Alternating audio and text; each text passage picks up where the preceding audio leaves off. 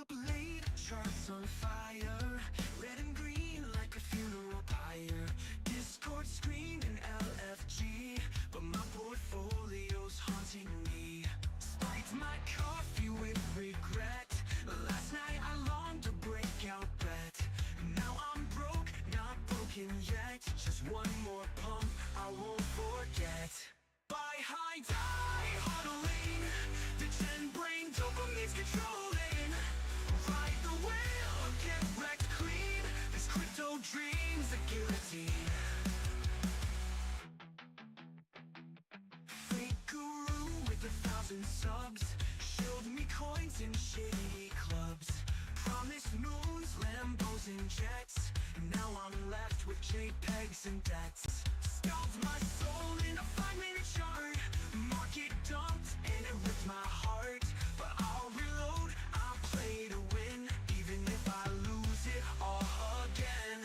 Buy high, die huddling. Gas fees burn, but I keep rolling.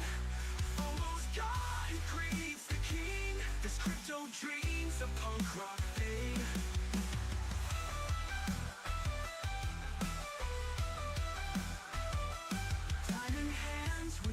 In the glass, risk it all, no brakes, full gas. Liquidation, call me sweet. Whisper welcome to defeat. No stop loss, no regrets.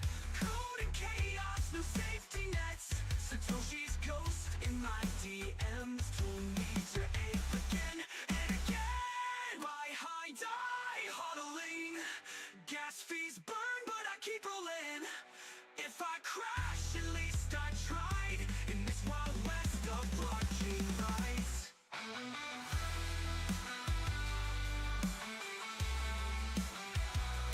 I'll be trading till the lights go out. Charts are noise, but I live for the sound. One candle spike, and I'm back in town. Crypto's a fight, and I'm 10 toes down.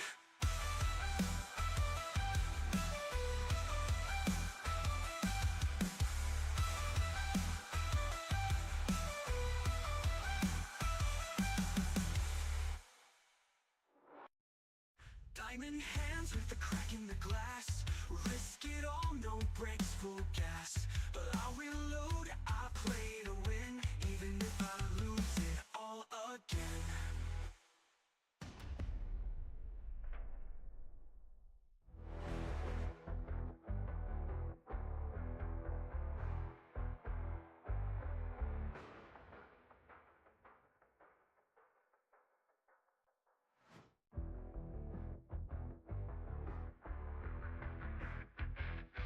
Woke up late, charts on fire, red and green like a funeral pyre.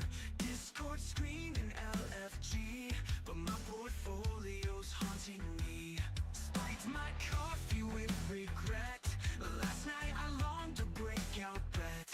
Now I'm broke, not broken yet. Just one more pump, I won't forget. Buy high, die huddling. The 10 brain dopamine's controlling. Ride the whale, get wrecked clean. This crypto dream's a guillotine.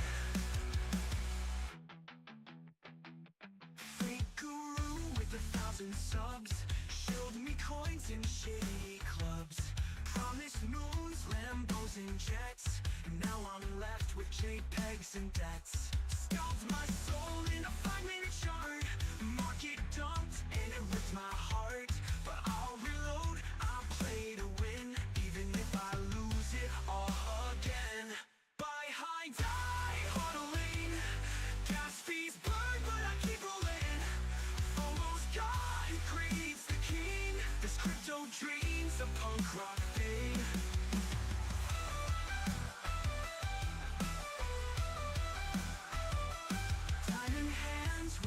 In the glass, risk it all, no brakes, full gas. Liquidation, call me sweet.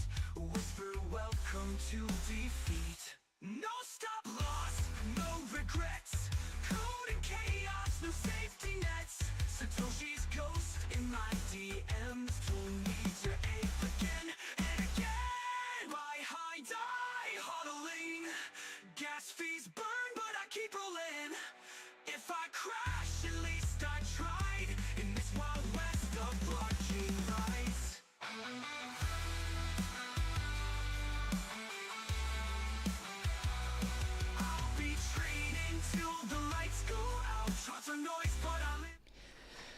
Good morning, guys. What we got in the chat? We got Wayne, Coma, Noah, Mab the Great, Keen Bean. I saw your ticket there, Keen Bean. I'll get to you as soon as possible. We got Sunny's here, Alander, Nick Collins. We got Madara, Eric, Nick Collins again. Oh, he's just fixing your spelling there. Uncle, how you doing, man? Josh, George, Jilly. All right. I got a cool announcement for you guys today. But I first want to go through the TA because it might be happening any moment now. So with Bitcoin, what I'm preparing for is a short. I did take a couple of shorts from the weekend and I got my butt kicked. I quickly learned why I don't trade on the weekends anymore. But yeah, I'll go through those two trades because they had good confluences. But really, I was just like, because of the low volume, I wasn't able to be reactional by the time we got like an opposing reaction, because the opposing reactions happened like at 2 o'clock, 3 o'clock in the morning. But yeah, I'll go through those two lost trades in a moment, but I first want to talk about the setup here. So the setup, we just came up and we grabbed 80,600. On the daily, we're this is like a big wick to an uptrending momentum line for a potential bear flag that we're in. We had a strong reaction down, creating a 2-hour order block and a 30-minute order block here. We just had an internal bounce, right, this morning coming up. And so we're kind of on our way up towards a golden pocket. Inside of this zone, this 2-hour order block, not only do we have the golden pocket, but we also have about $200 million worth of liquidity from people jumping into shorts around here. So we're just grabbed that liquidity right this second. And so if we see an opposing reaction here, we can look for shorts. We'd first, when you're taking a Fibonacci trade like this, we'd want to look for the unclaimed lows as your first primary target in hopes that we close below it for our continuation. On the 15-minute, we're currently trading internally between this high and this low. So we could get a 15-minute bearish internal change of character so long as we don't take that high, right? Or we can get a 3-minute bearish change of character to define our entry as well. So we can kind of use multiple time frames here to dictate your entry, but you kind of prefer to see it on the 15-minute, but we don't always have that time. Like, it doesn't always produce us that kind of structure fast enough. So you could use like the 3-minute opposing reactions as well. So you can either use a 15-minute change of character. If you're familiar with what that is, basically you want price action to give you a 2-candle pullback, a higher high, then take the low. When the low is taken, that's your short. Or you can get like a doji response and then an engulfing candle reaction. A lot of people trade off that criteria as well. That is like a newly created order block criteria, warning you that there's big players trying to get out, right? And that's what we're in right now. We're inside of an order block telling us that there could be residual sell orders here from big players trying to get out. Right, there's our hourly, here's our 2-hour, right? And we're about at the equilibrium point now. And you can validate the liquidity that we were talking about by going to coinglass.com. It's free to use for a majority of their stuff. You can refresh this chart now. We can see that we just started taking, so far, you've got 72.9 million taken here, 78.5 million taken here, and the ceiling of all of this is at 79,800. And at that ceiling, we have 55 million there. So you can watch that. We're about $70 away from grabbing it all. And $50 away on that wick. And we took it all. All right, let's see what happens. This is why you got to be reactional. You don't want to just limit order in and just hope that it all works out. You want to look for the structure. And it looks like, oh man, this is kind of nasty. So we have 11 minutes left on this candle. This could turn into an SFP, which is kind of what you want to prefer when you're looking for shorts. A change of character is the opposite of what you would want to look for. It wouldn't surprise me at all, like either if we came up and we swept this potential high here too. We were talking about funding rates this morning. It was a good subject, and how they're negative, and that kind of gives you an idea of like where most of the weighted positions at right now. So most of the positions are in shorts if it's negative, right?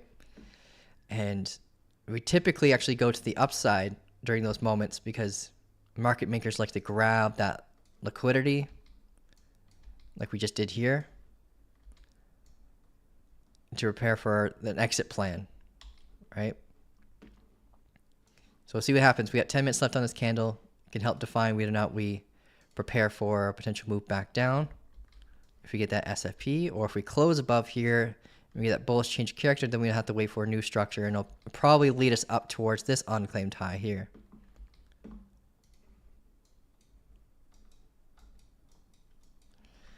What we got in the chat? PT's giving me a headache over the weekend as well. Yeah, let's go over that. So like yesterday, was it yesterday? Oh, Saturday. So Saturday we had a really good SFP setup here. So it jumped in a short because of that. But yeah, now it's targeting a pretty low area because we're at like a previous value area high, and we can actually draw a new value area based on like the 2-hour time frame or the hourly time frame, and it'll show us that we're in like a larger value area as well. So I was targeting the opposite side of this more macro range down here. But the big warning sign that happened that told us that we were not likely going to be going down there, and your stop loss, or at least your entry area, is kind of under attack, was this guy here, where we had price action come up, giving us at least 2 consecutive red candles. Then green candles, sorry. And then we take the low, defining this as a good key level for like an internal change of character, and we got that break close above VWAP, and we started to come back up, and then eventually swept our stop loss. This was like a 0.5%, like 0.5% loss for me, but still big pain in the butt. Because if I was awake, because this was at like 2:45 in the morning when this happened, if I was awake to be reactional to that, I would have likely closed my trade, then look for like a re-entry on something like that, because that's like clear evidence that's going to be coming back against you. And then the next setup I took was this guy here, and I got my butt kicked on it too. We had an SFP leading into a change of character, right? So I was like, okay, if it's not going to happen here, it looks like it's going to happen here. We got VWAP on our side, right?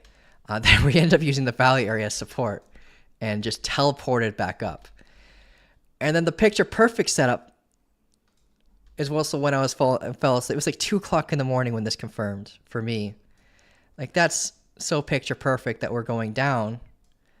And then this teleportation along the way down, though, that would have FOMO'd me out of my trade. When you see a big, fast move like this, either to the upside, warning you that it's likely to be reclaimed, right? So that was a part of the reason why this was very picture perfect. When you see a move like that, it's unsustainable, it's an illiquid move. We're very likely going to be coming back down to reclaim it. And when you see it come back the same way, here we are, just teleporting through it. So there's a clear, we're having clear illiquid moves back and forth between these lows and these highs. So now this is making me more bearish. Like, seeing this, I want to look for opposing structure similar to this.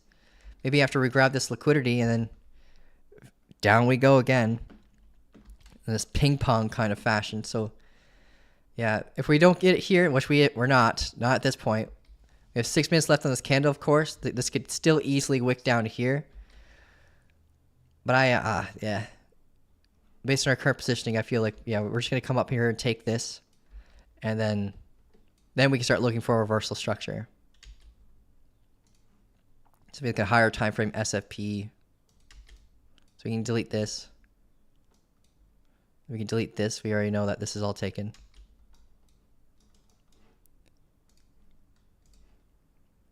And that was a good trade plan. Like a really, really good trade plan. It's just, yeah. Market said no. That's why I usually don't like limit ordering in trades unless like all my rules are already met. And then I'll limit order in if the R&R isn't there. So I kind of draw this example all the time for that, where we could be coming down and then we have this bullish change of character, right? At a valley area low, right? So I could, if I don't like the risk to reward ratio because I use the strong low as my stop loss, I could limit order in maybe at a golden pocket or an order block around here. Like that's when I would limit order into something like that. When we already have the acceptance into a valley area, and we got that trend-based confirmation, like I'll limit on that. But not when we're looking for kind of like the contrarian entry.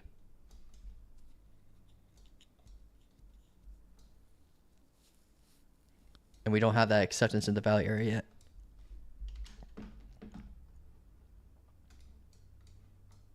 So we're close there.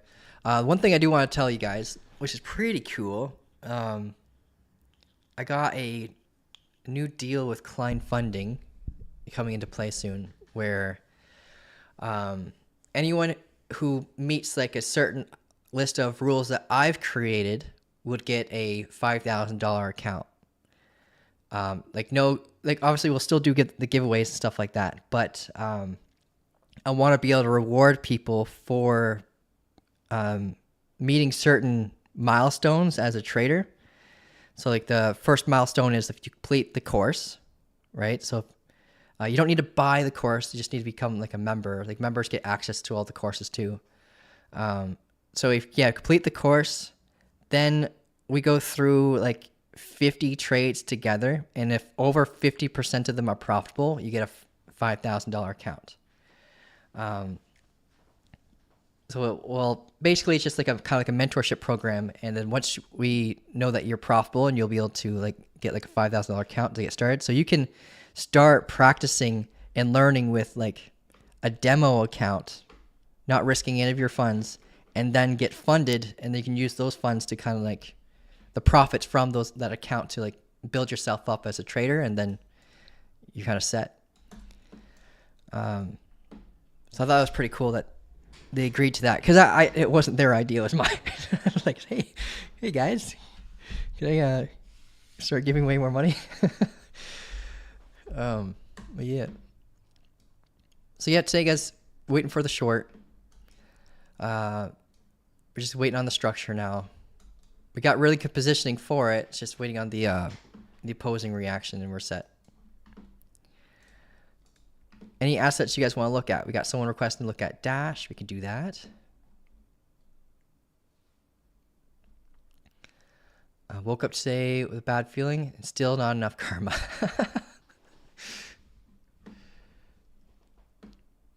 Do you think we can take out 60K lows again? I'm starting to have FOMO. I think yes. I still think we can take 60K lows. 62.5 is a good strong area to start accumulating. That's when the supply capitulates.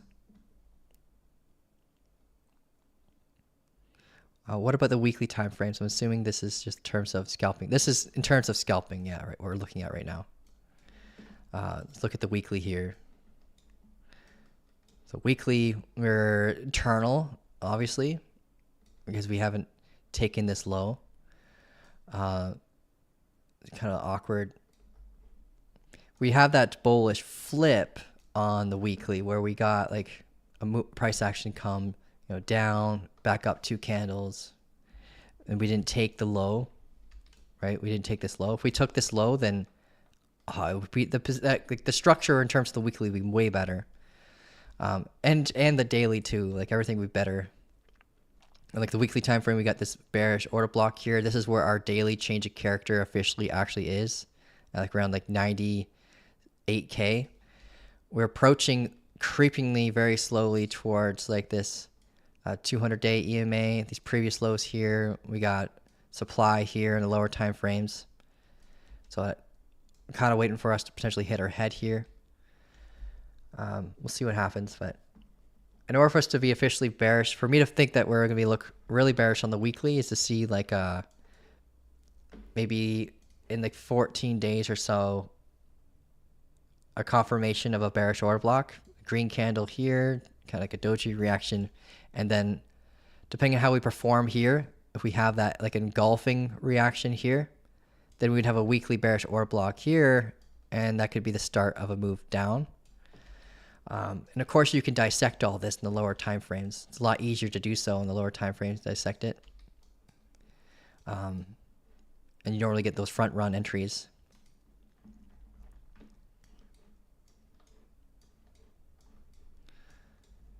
But we're starting to approach big key areas of interest.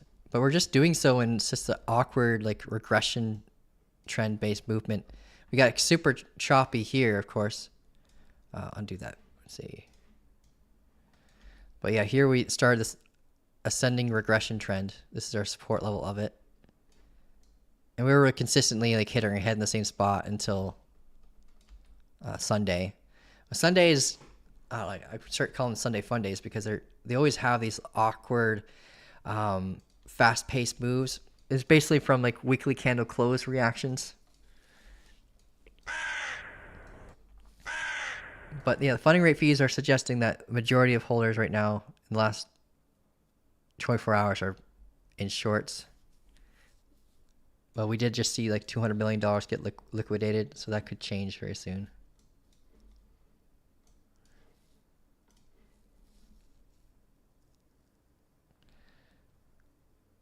Let's see.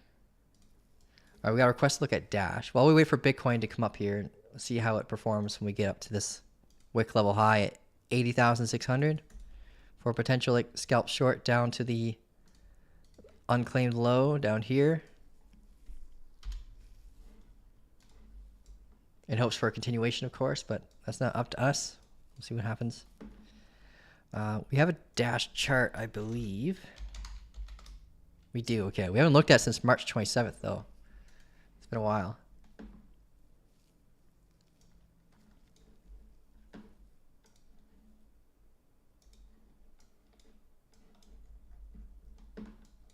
Dash is doing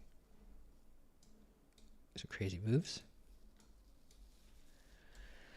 This is the 4-hour time frame. Let's get rid of some of this noise.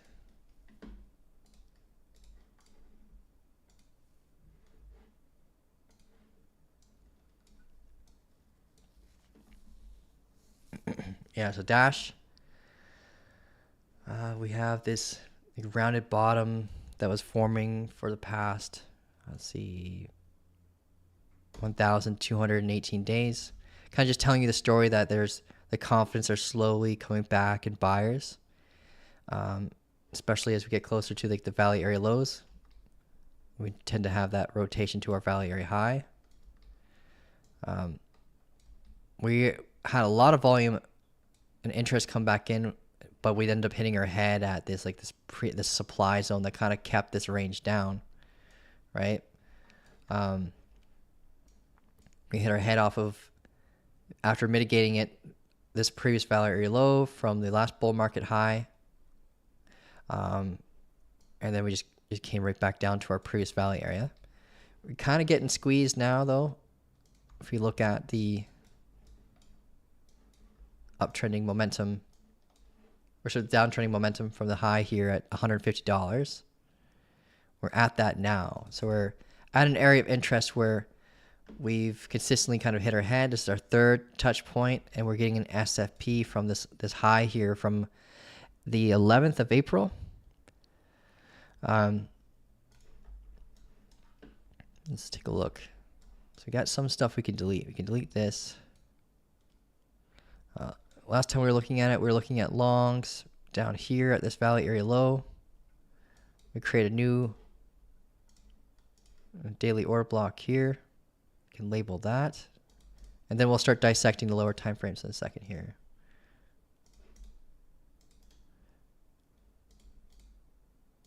Delete, delete, delete.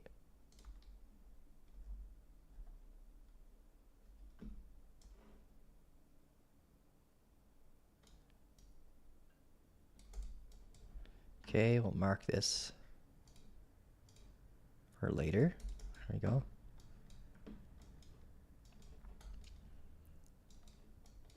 So if we get this daily SFP, then the technical target of that SFP is this low, right? But the barriers to that target would be the 200-day EMA, the 50-day EMA, just surrounding this daily order block. And we can dissect this on the lower time frames in a moment, just to see like what that kind of looks like in the lower time frames.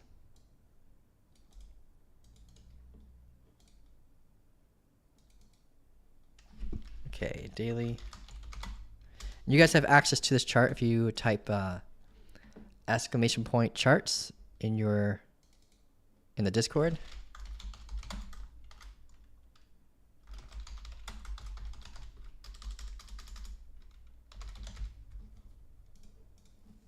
Okay.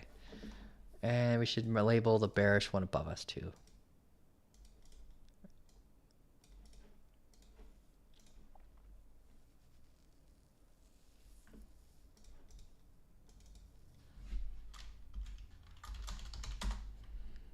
All right, you guys can screenshot that if it helps.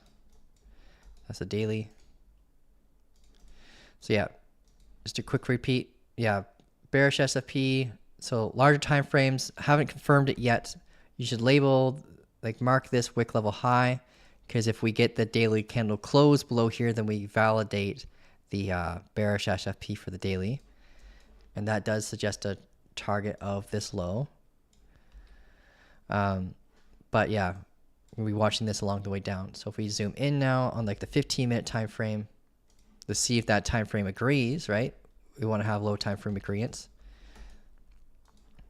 Right now we're kind of dancing internally because we, if we come back, we zoom out on this thing and draw our pathing.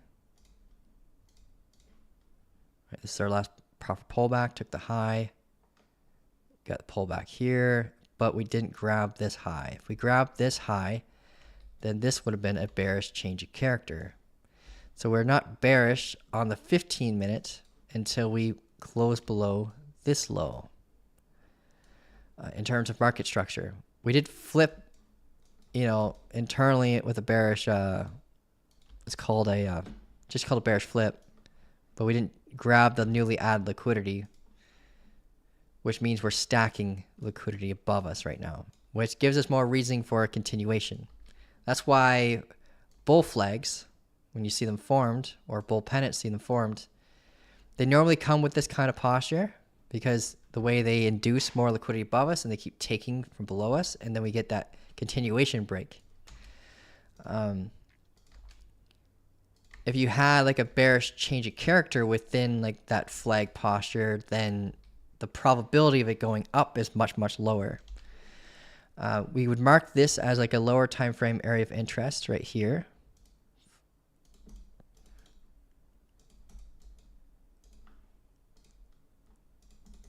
So we watch that along the way down. This daily obviously is still very important, but this could front run it. And we could see a bullish reaction off of that too. What I'd like to see have happen for Dash, for me to be confident in shorts, is just basically a sweep of this high here. Like this. And then we would have a key level, would currently be here.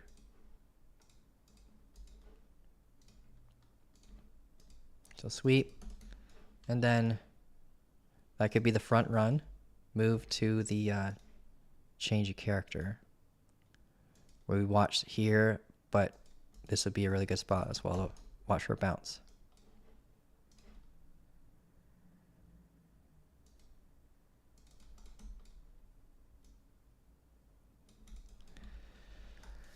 I hope that helps you out. But yeah, that's what it looks like so far. And this would be really good confluence to see have happen basically in the lower time frames to agree with the macro SFP that we're having. And then that would validate our downtrending macro trend line that we just drew as well, from $150 down to where we are now. Like 2 tests is a theory, 3 tests is a pattern, and this could be that 3rd test.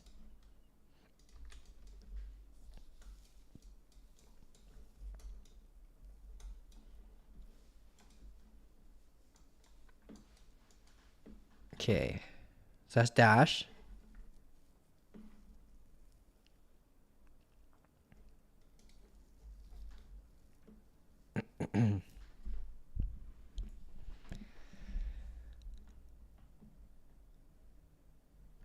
All right.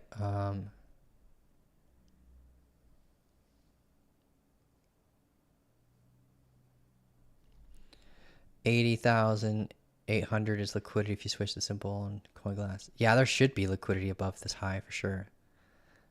So 8,800. That makes sense.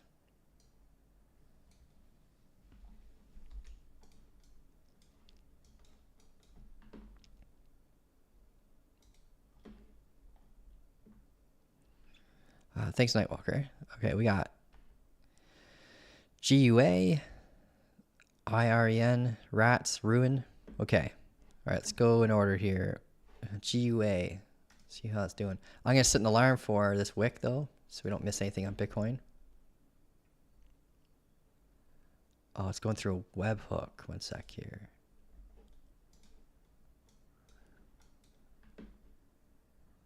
I'll just keep an eye out on the other monitor. We're doing a lot of work on the, we have like automated strategies. And yeah. So our memory system is pulling up the webhook.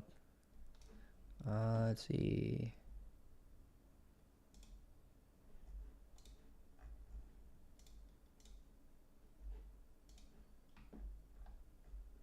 Okay.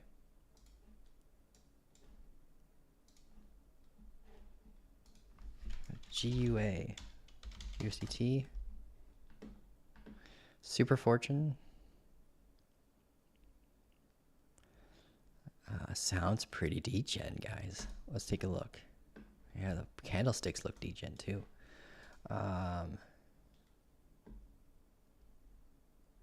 See if there's better liquidity somewhere else.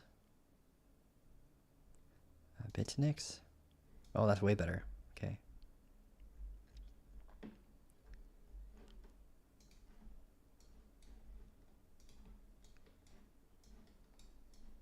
Okay, it looks newly added though. So you don't have all the history.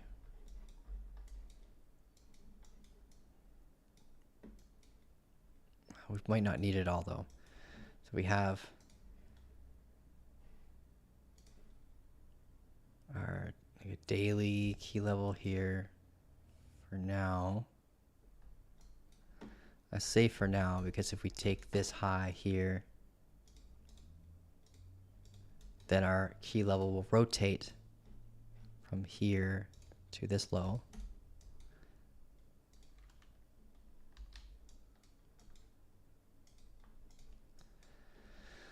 Okay, let's go to the hourly.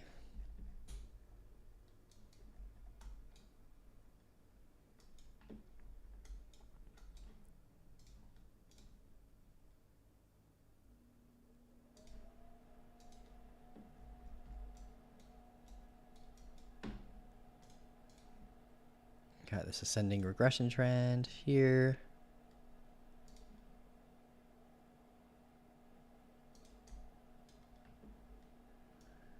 It's not picture perfect, but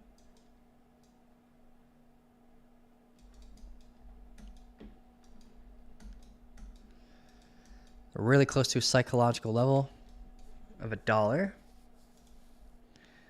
And retail loves typing out rounded numbers for their exit plan. So gotta watch $1 psychological level.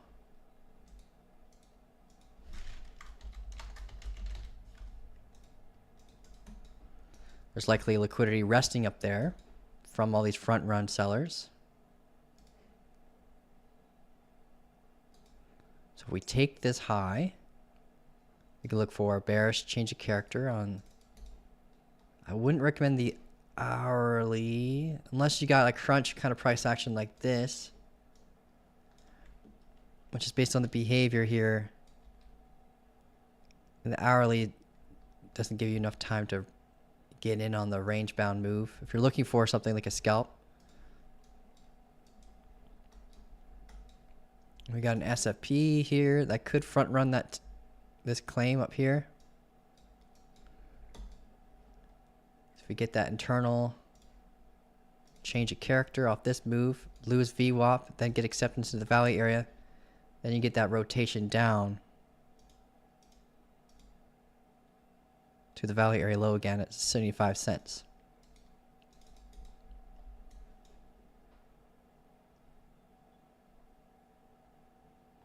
Yeah, any bearish order blocks on this time frame have been mitigated already. We got a little guy here.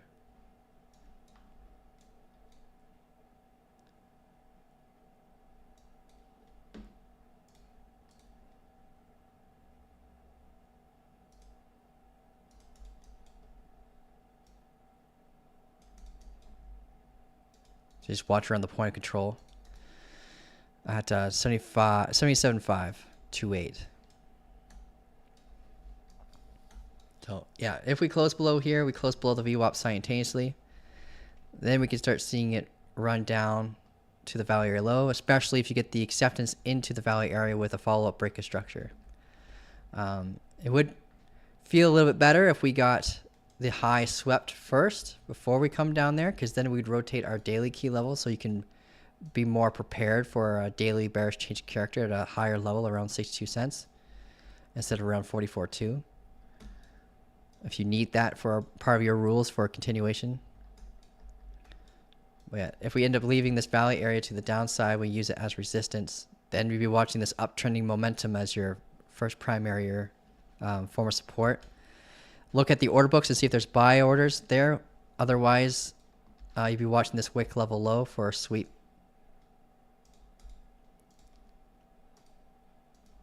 And that's at 62.272. But yeah, based on our positioning, I would be currently like looking for shorts on Super Fortune, if that's, yeah. You can screenshot this if it helps.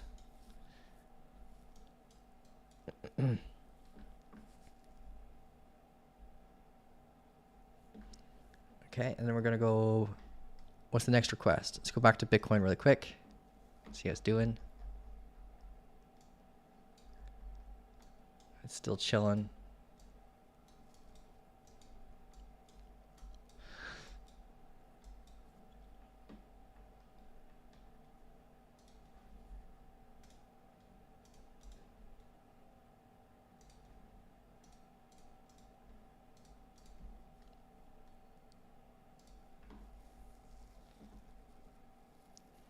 Ruin was the next request.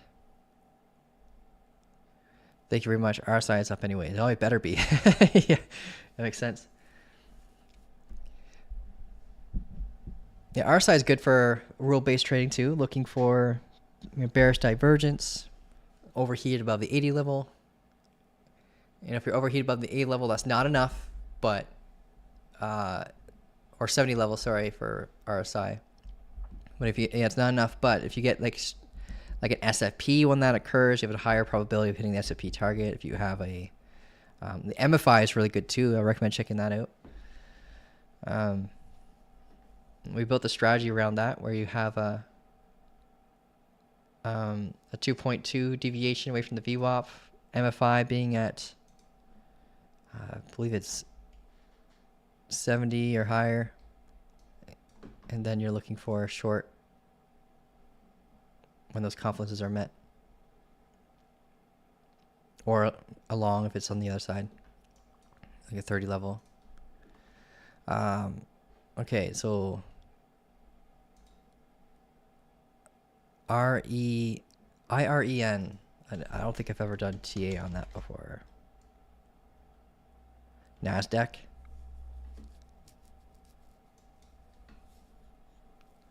What's this? Technologies, services, data processing. So, oh, good. You're looking at the right stuff right now. His earnings was low.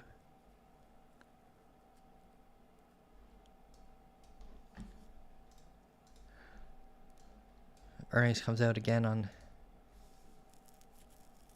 the 26th of, or the 7th of May, sorry.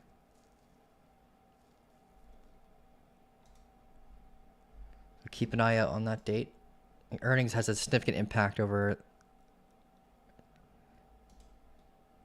yeah, so I'll mark that, earnings. As we're starting to approach these highs, when you have earnings come out, there might be correlation with a rejection or a continuation. And that continuation would look like, you know, break of this downtrending momentum, right? And then we're targeting these highs again around like 70, $77. However, if earnings is negative, then it would fit well with us getting rejected off this downtrending momentum. And of course, you want to have low time frame structural agreements. You don't just ape in on news, but you see we got demand down here.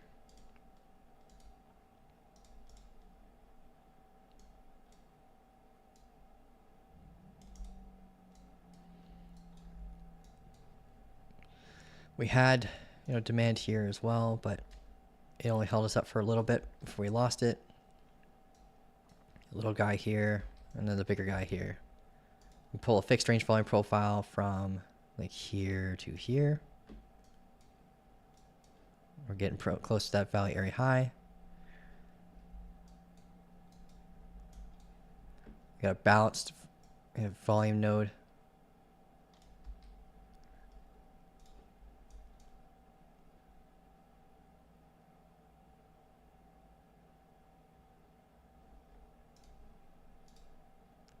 Should mark that volume shelf.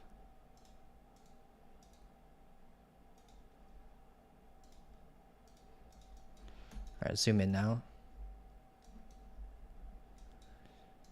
Hourly isn't really giving you much.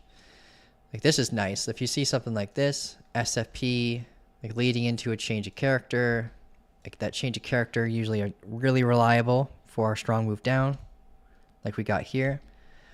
We got change of character leading us back up after we got to the 50-day EMA at 43.64. It was 43, yeah, 43.64.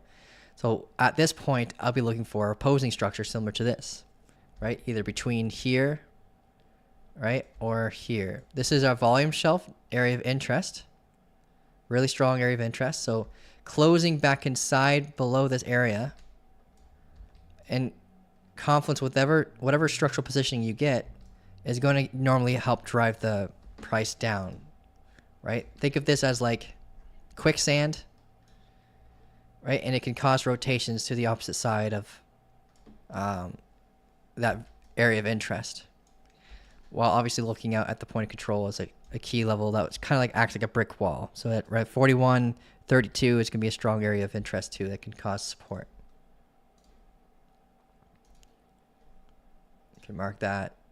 It's POC, and it's been ranging in here for 227 days, so it's a pretty significant area of interest.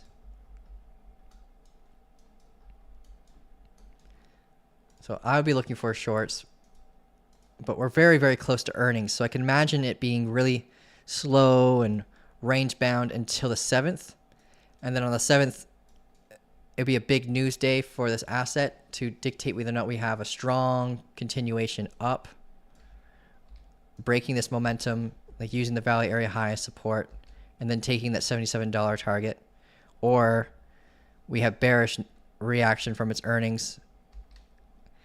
They're estimated to go up a little. It's estimated to go down. We'll see what happens when it actually gets released.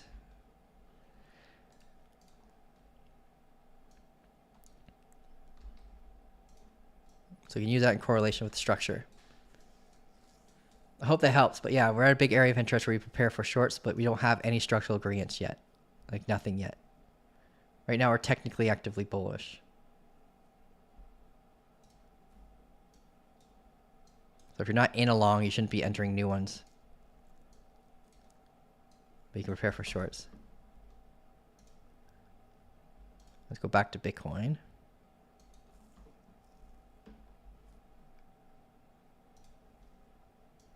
Bitcoin's got a harsh retest to the VWAP. We front ran the high so far. We did get the bullish change of character, so you can pull a fib from the low to the high. We got it. Yeah, it's a weird spot though. It's not the orb high, which is good confluence, but VWAP's in the way. So we could just bounce off the equilibrium point and then continue back up.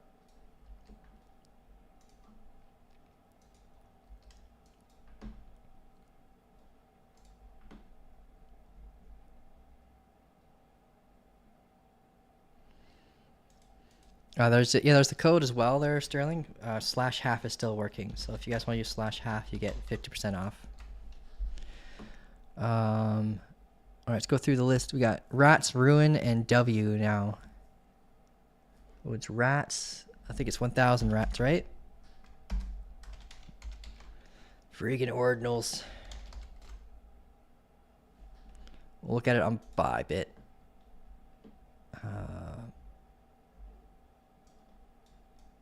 Let's see.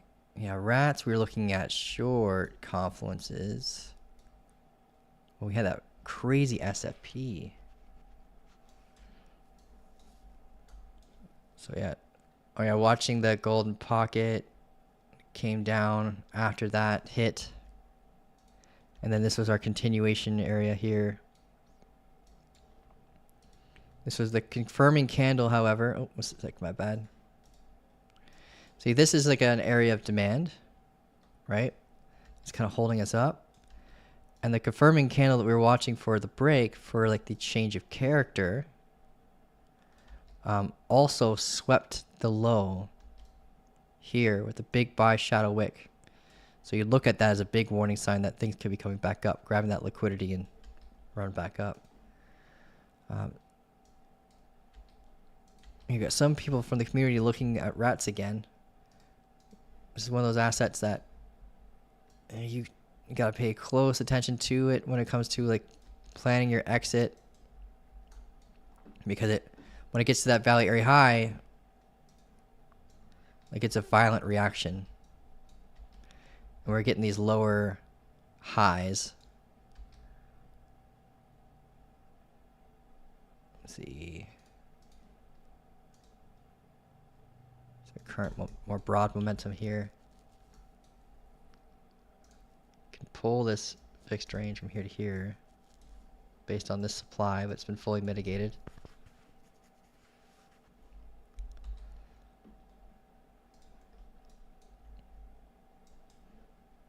Yeah, for me to feel comfortable longing, this is not one of those assets that you would ever see me trade, but yeah, for me to feel comfortable longing this thing, I would like to see it at like 34.93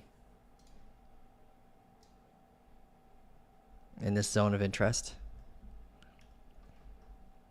It's like our macro value area low that we've been ranging in for 192 days. This would be a good. This is something I would trade spot, but futures a little sketchy because you have these wicks that can make it so that your stop loss isn't honored. Like a 20% wick here. Oh, that one's not bad, 3%.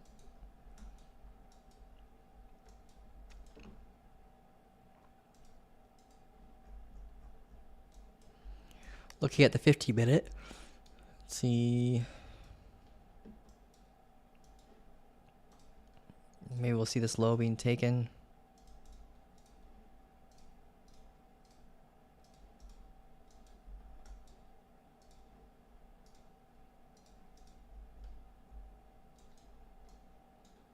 Internally, we're actively bearish.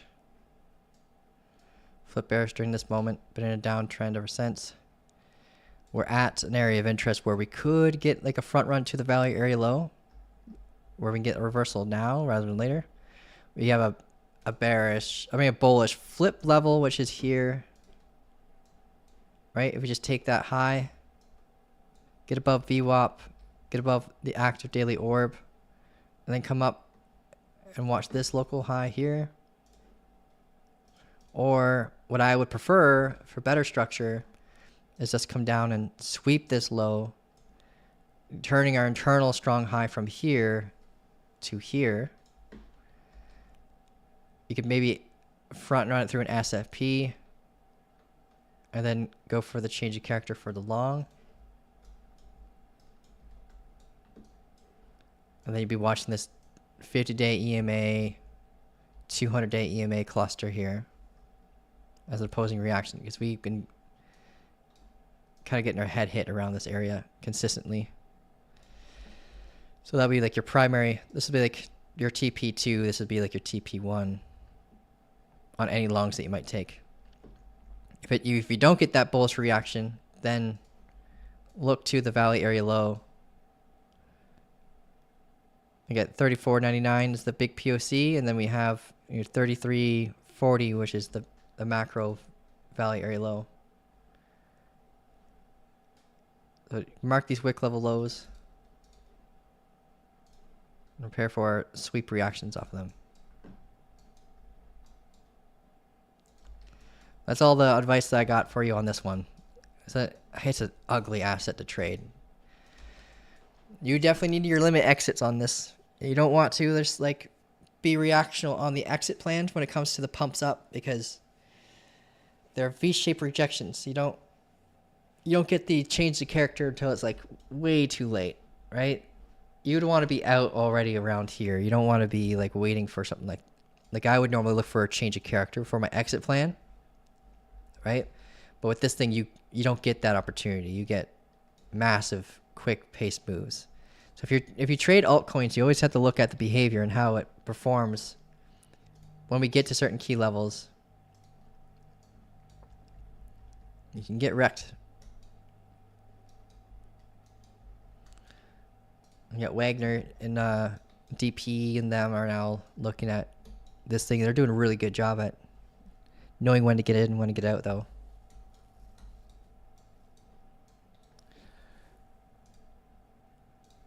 Okay, let's go back to Bitcoin, see how it's doing. We got a pullback structure, but now we need the higher high. So we're basically just lacking something like this. The sweep of either the local high or preferably the extreme high. Maybe you can tap like 80,800 to get that liquidity, and down we go.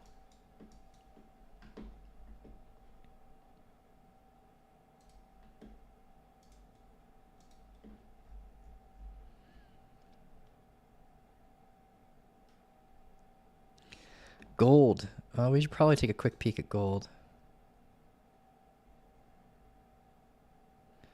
Like a really good setup the other day for it. Like it was so picture perfect.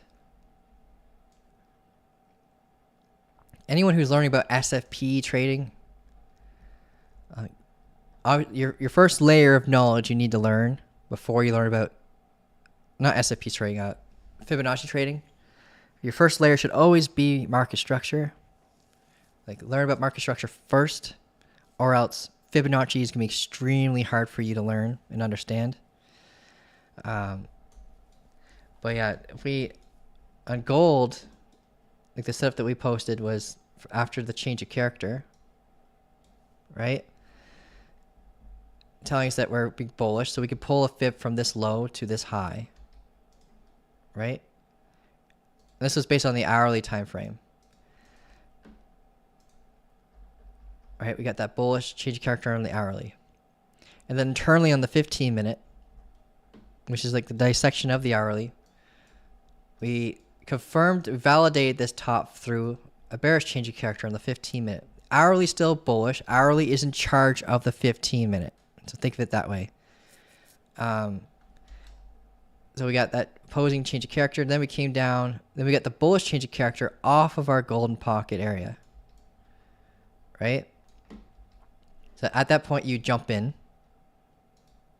Right? So it's telling you that you can trust this level when you have that lower time frame change of character reaction. And you target the unclaimed high first in hopes for a continuation for a close above it. We got the close above it, but didn't really go very far on the 15-minute. On the hourly, it was just a sweep of an SFP. So like the higher time frame was in charge and kept bringing us down. And that SFP target was pretty much where we started for the long, right? Back down to here. And now we've hit that and got the bearish change of character, warning us of a potential continuation down. But we are at an area of interest where we can prepare for longs again. We got, despite the fact that we are bearish on that, on the hourly, we're at a key level that could dictate that we can get a reversal here. So it does sometimes get tricky for some people. Where should they listen to the market structure or should we listen to the key levels? And they realistically should be listening to both, right? So if we're at a key level, then sometimes it's better to look at lower time frames to front run higher time frame changes of character. And we're at that moment where we are sweeping an extreme low, right, at $4,516.30. We get the 200-day EMA. We have a 4-hour order block that we front ran last time, but we're tapping this time. Right, so let's get rid of this noise here. So wait, this is still an area of interest for shorts. So if we end up breaking past this area, we still got to watch this area here.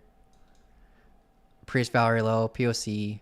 So 4,660 could be like a final TP area for any longs we might take around here, but we'd have to watch the local highs along the way. So here we can look at the 15-minute, see how it's doing. 15-minute, we got an SFP. It's suggesting a rotation to this high, and the invalidation would be the wick level low. If we get a close above this high, then we have a bullish change of character.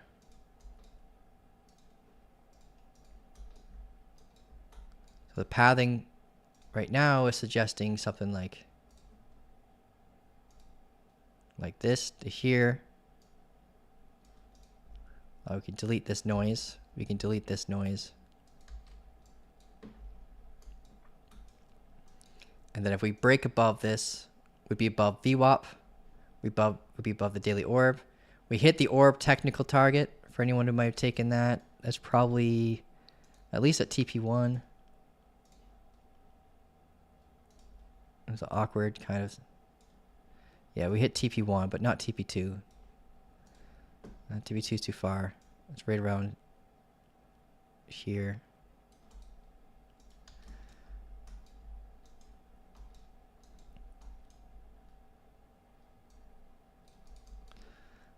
So pathing would be, if we get a close, a full body candle close above here, then we come up, watch your head around here. Yeah.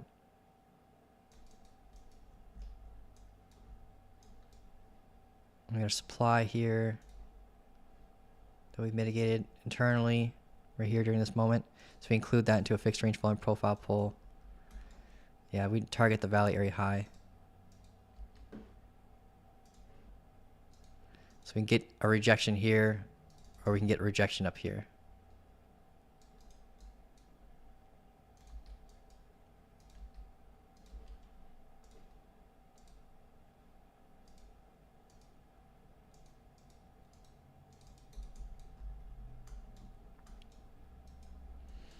I hope that helps you out with gold.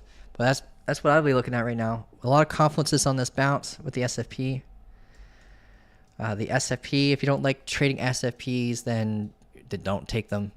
You can wait for the change of character up here, and then look for a pullback after the change of character. So same kind of setup here, right? change of character and pull a fib from the low to the high, right? You could have the same kind of criteria met around that area where we have the low. Oh, my bad, wrong tool. Low to the high being met for a steeper drawdown, depending on where it is.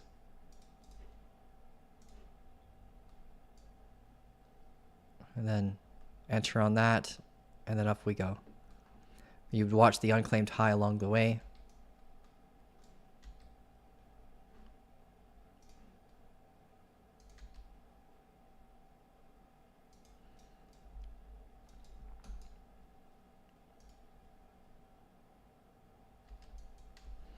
That's gold. Going back to Bitcoin.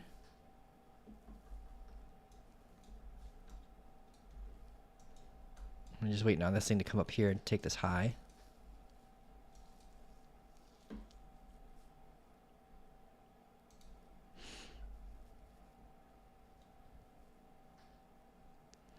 Yeah, thanks for bringing that up, Uncle. That's actually a very good spot for gold for longs. Ruin request.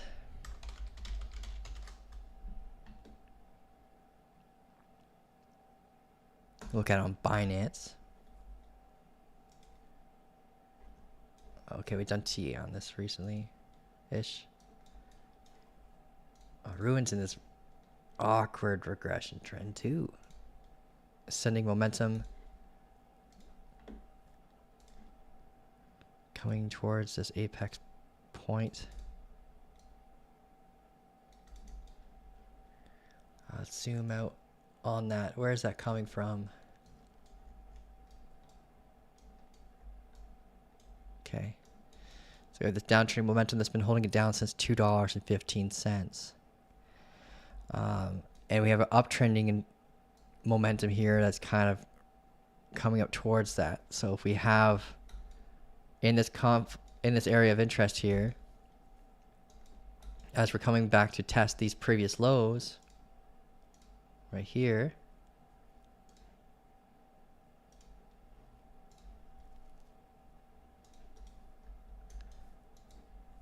yeah, and mark this as well.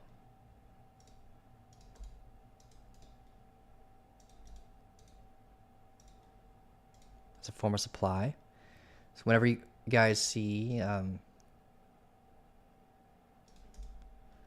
right, an impulse move down, base of structure, impulse move down, it's a form of supply. Like it was here. They kept our head down on this range, so we could get our head hit here too.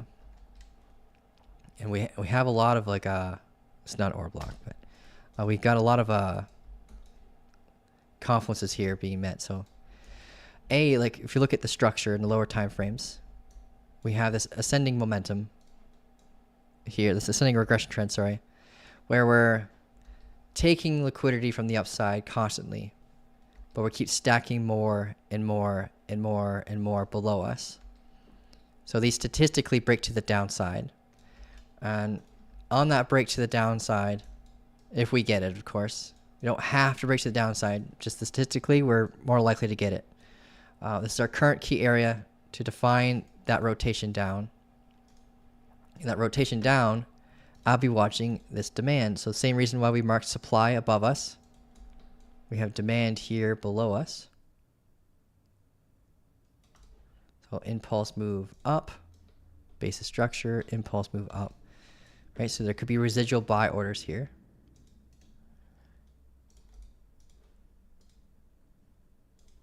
Let me delete this. We have a 50-day EMA here as well. All right, so we got a really good stage for a drop coming up. I'm not sure how we're going to get it yet, but we can get it from us coming straight down, breaking this strong low, giving us a change of character, maybe pull back a little bit after the change of character and retest the momentum, and then you'll be targeting these liquidity level lows, but ultimately trying to get to this demand zone But we've got to watch this low here that could potentially front run that.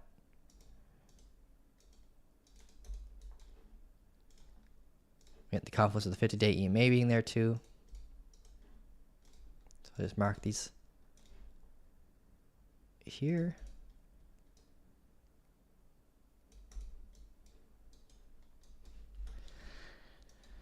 But yeah, that's currently how I'm viewing Ruin right now.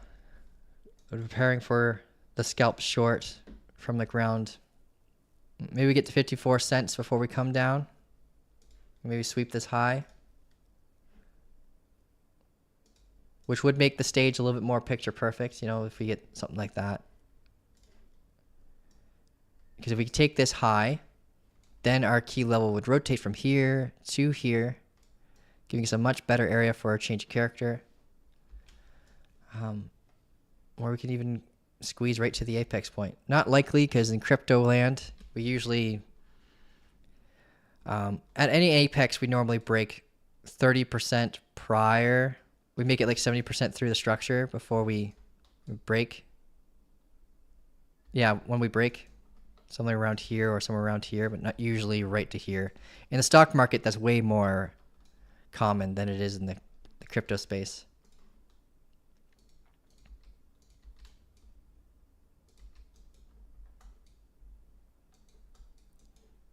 That's our current key level.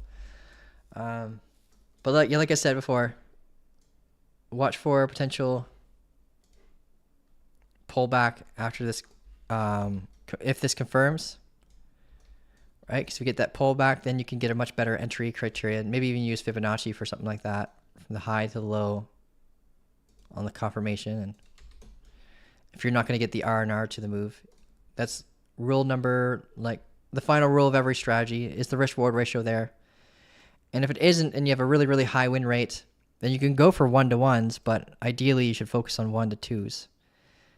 Based on our strong high right now and the confirmation, if we got the close right here, it's like a 1-to-1.2. That's not great. You're basically risking lose $100 to try to gain $120. When your goal should, on average, should be, unless you have a super high win rate, your goal should be trying to gaining 2 times your risk. Like for every $100 you risk, try to gain 200 or more. And that could happen if you got that pullback and then go on the break of structure, or go in on the pullback and use the most recent strong high.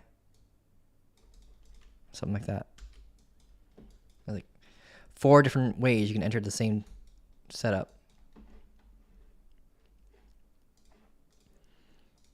All right, let's go back to Bitcoin. So that's Ruin. I hope that helps you out.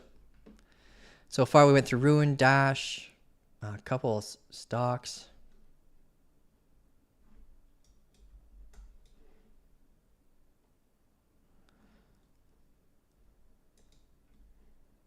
Bitcoin's getting up there. Nice. Okay.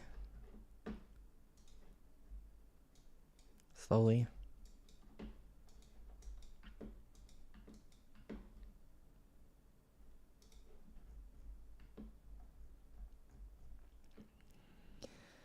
Waves. Okay. Oh. We can look at W next. Okay, so waves has got a lot of friction on the charts, at least on Bybit. If it's got this kind of friction on Bybit, then it has it everywhere. For being honest, this thing's in price discovery. Yeah. This October 10th crash. Nope, that's a holder. It's February 2023. Okay. That's from years ago. Okay. So October 10th is around here then. Yeah, okay. All right, let's get these levels marked. I don't know anything about the tokenomics of waves. But if it's inflationary, this thing could be in a forever downtrend. Just so you're aware. We got our downtrending momentum here. Supply.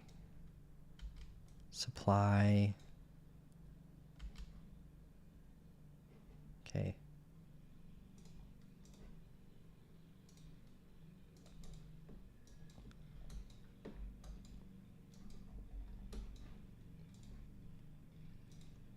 Internal momentum.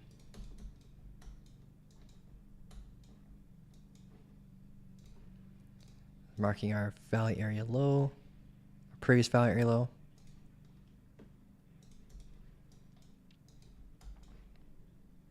And that is how old?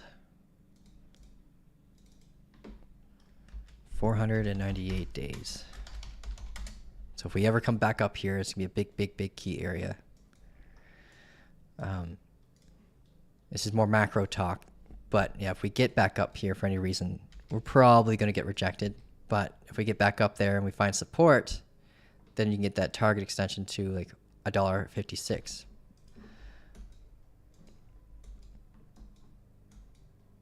Oh, thanks, Nightwalker. What do you rate there?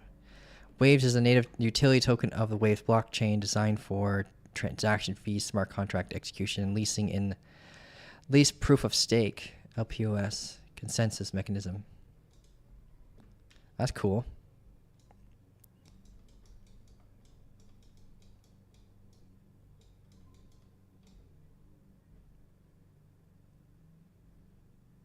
We recently broke volume trend about a week or so ago.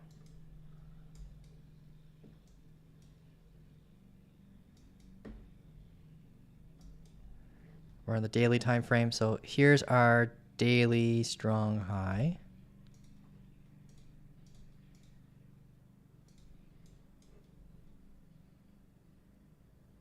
Yeah, because we haven't taken this low yet. If we take this low on the daily, then our daily strong high will rotate from here to here, which would give us a much better key level. Let's zoom in on that.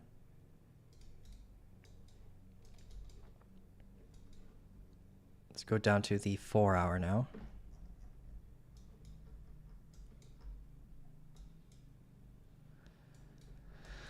Okay, returnal to the internal.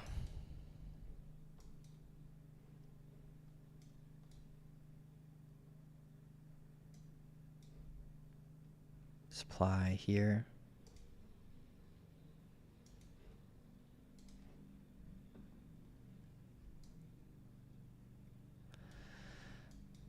So based on this macro internal momentum here and our positioning at this valley area, like I would really like to see for any waves traders for us to take this low, right? Because then we'd have that rotation of our daily key level for our daily change of character at 47.64.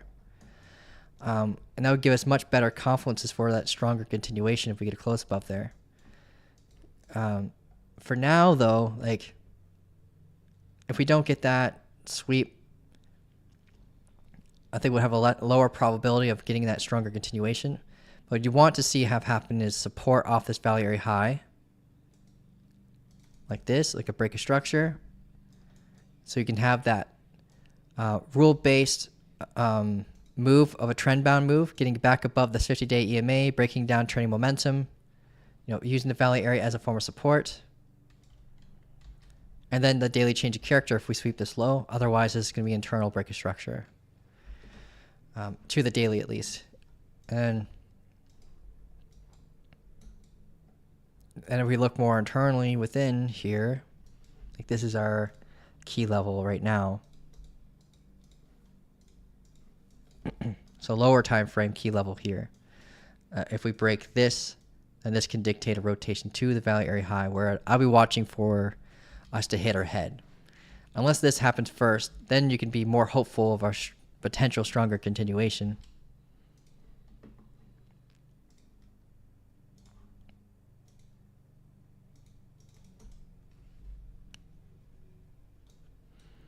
And like based on what we're seeing here with this behavior, these wicks are like 5%. Some of them are like 7%. So you'd want to have a limit exit plan, and you would want to front run the order books so you're guaranteed to be out on the queue. Because remember, when you set a limit order, you're put into a line, right? A queue. So if there's a bunch of people already waiting for sell orders here, you'd want to front run them by like a small amount so that you're in front of the line. You can cut in front of the line in trading, right? You're just getting paid less than the other people that are more patient. Because what could end up happening is you could have these scenarios where only a part of your order is filled if you're near the end of the line. And I can't tell you how bad I learned that the hard way, like hardcore. like so many times where I had a partial order fill.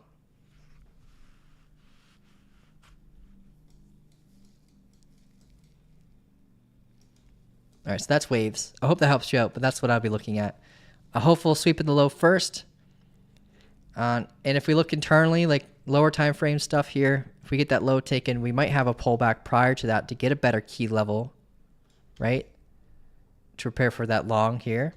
And then maybe that stronger continuation if we get above the value area high, we use it as support.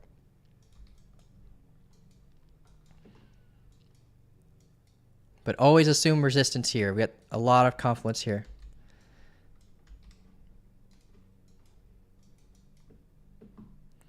All right, save, go back to Bitcoin. Bitcoin's almost there.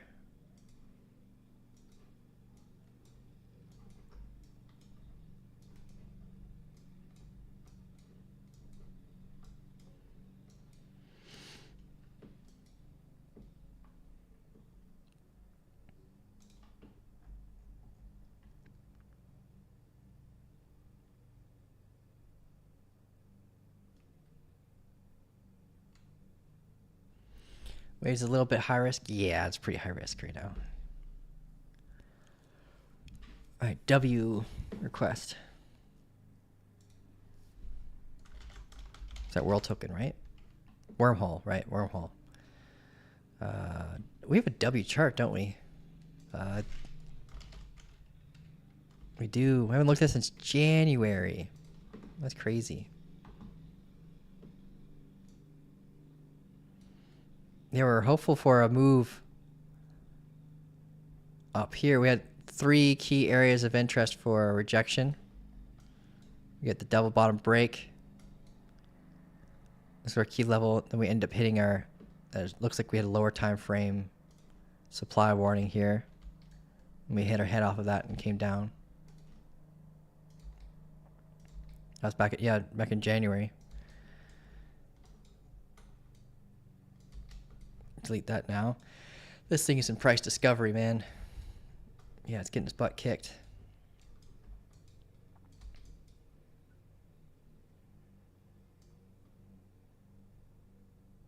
Just gonna move that.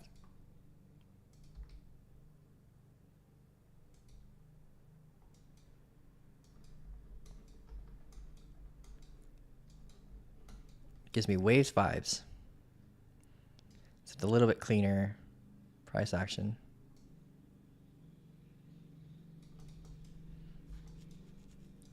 And we had a daily order block here, but that was mitigated. We definitely got supply up here.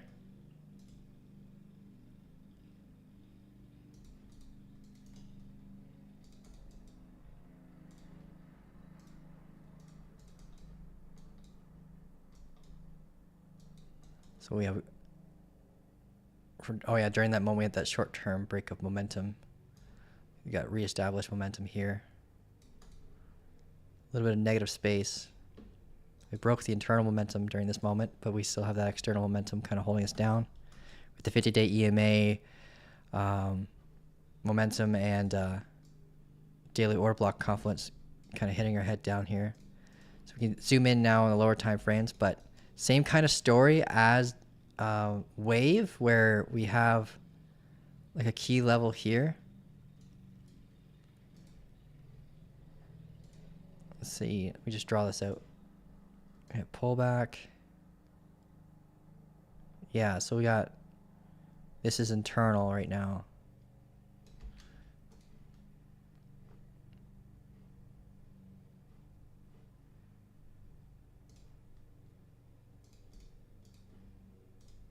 Got a little bit of relative strength against wave.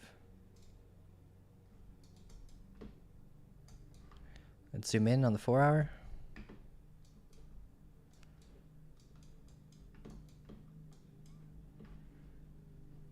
We got supply here,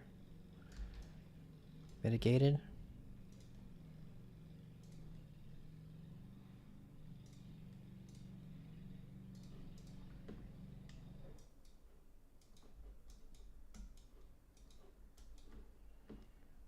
A lot of friction in the charts on Binance.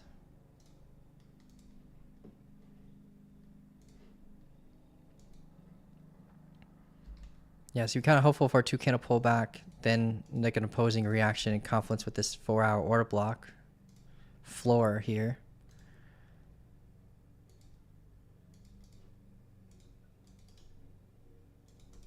But I'd be expecting to hit our head here unless we get the break and we use it as a form of support.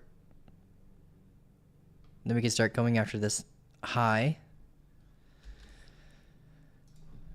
But yeah, our positioning right now is, yeah, focused mostly on shorts. Let's go the hourly for a second. Ugh, don't like these candles.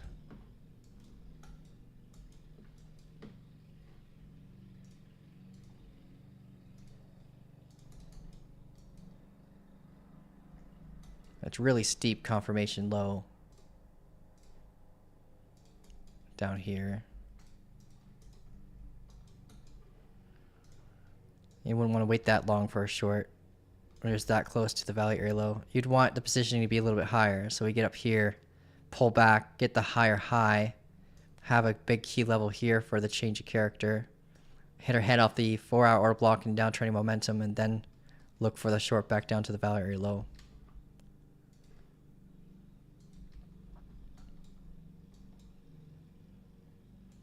Because we haven't really technically established that this is the bottom yet for a wormhole. And I mean macro bottom. Like, I'm hoping that we get this area swept here, so we have the rotation for our key level, and then we can prepare for like longs down here again, and then maybe front run a macro change of character, and bring us up from there. We got this supply boss beaten, right? This is the sword that kind of came through that armor. So it'll be a lot easier for us to continue. But just like, yeah, to have the daily structure on our side, we need to have that low taken first.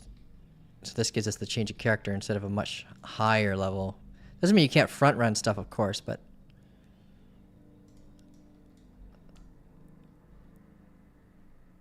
yeah.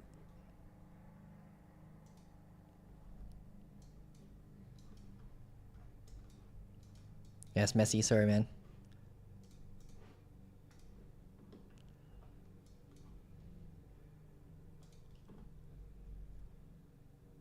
XMR. Yeah, you can do that. I think we're caught up on. Okay, we got a request for oil, Dogecoin, Injective, Arrow, Psy, and XMR.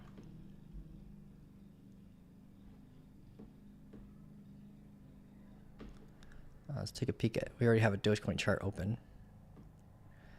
Dogecoin.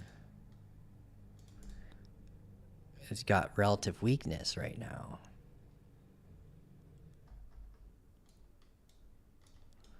So Dogecoin hit a big area of interest for our shorts. We have the supply boss here. We mitigated a lot of it, making it weaker, but doesn't mean it's not an area of interest for shorts, especially when you're deviated this far away from like an 80+ day value area high. So like our key level still way technically, yeah, down here. We SFP'd it. We didn't actually confirm the move down. We actually confirmed to move up when we came down to it, when we got the SFP. Yeah, and then we end up getting that aggressive move up. Now we're looking at this here. We flipped. We didn't flip bearish. This is...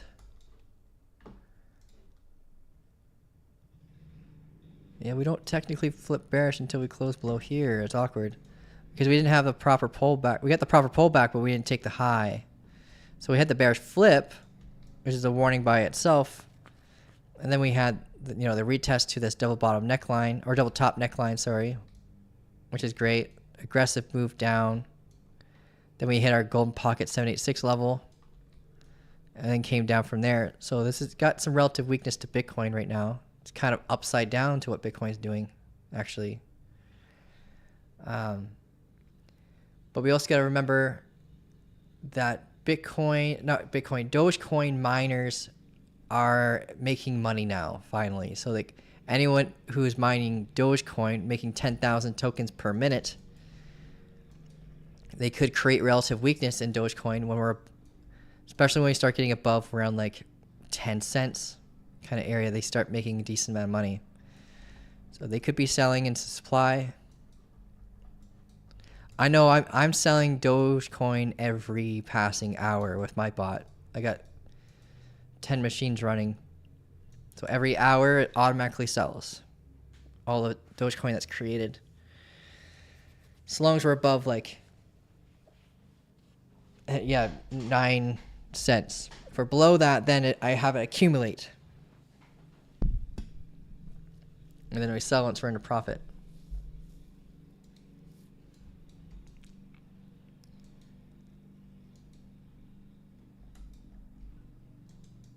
See, Dogecoin though, yeah, it's kind of on a way down.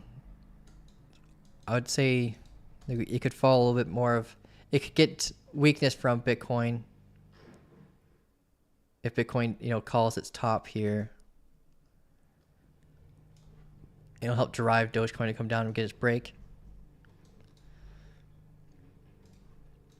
If you think about Dogecoin's liquidity right now, it's got to be staged for a decent amount of liquidity below us, like here, here, here, and through here, and now here. So it'd actually be bearish on this thing.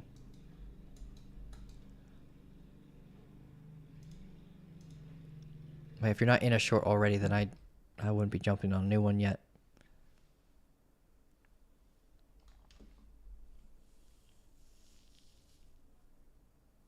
Or maybe if we did return up here somehow and got an opposing change of character, either internally or after taking this high, could look for shorts again.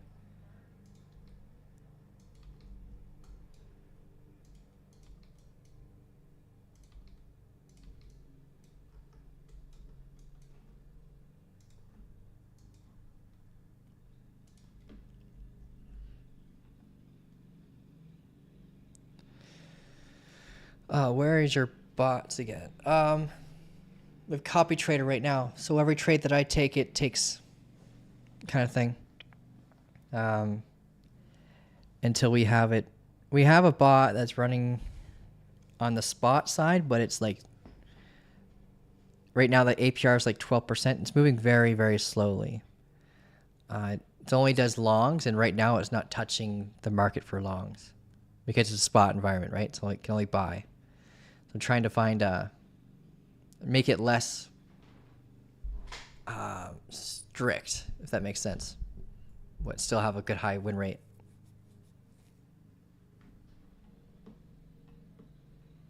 Macro pivots, nice man. Good job.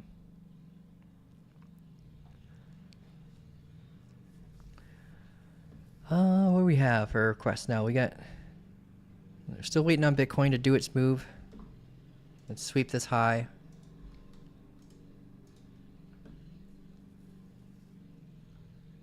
INJ, arrow. Oh, we got someone asking me to look at oil. That's pretty broad. We have oil tickers now for crypto, right?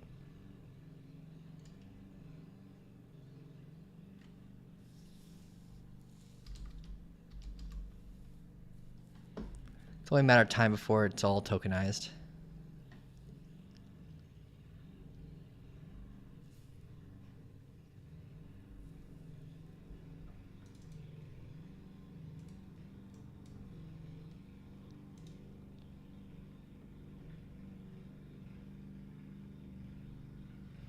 INJ.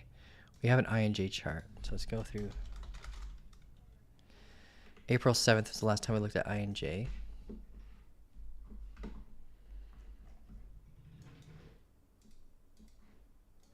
Someone's mowing the lawn, if you guys can hear that.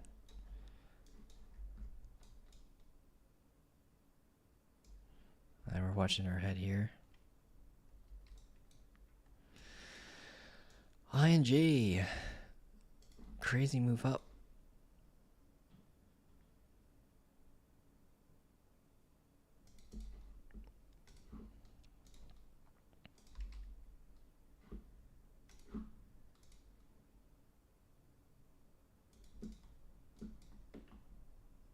Delete this.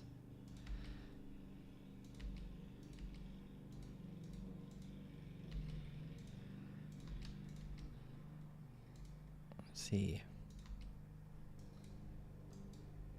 So INJ right now just recently got acceptance into a previous value area while leaving its local one. So we have this. This is our like more local one here.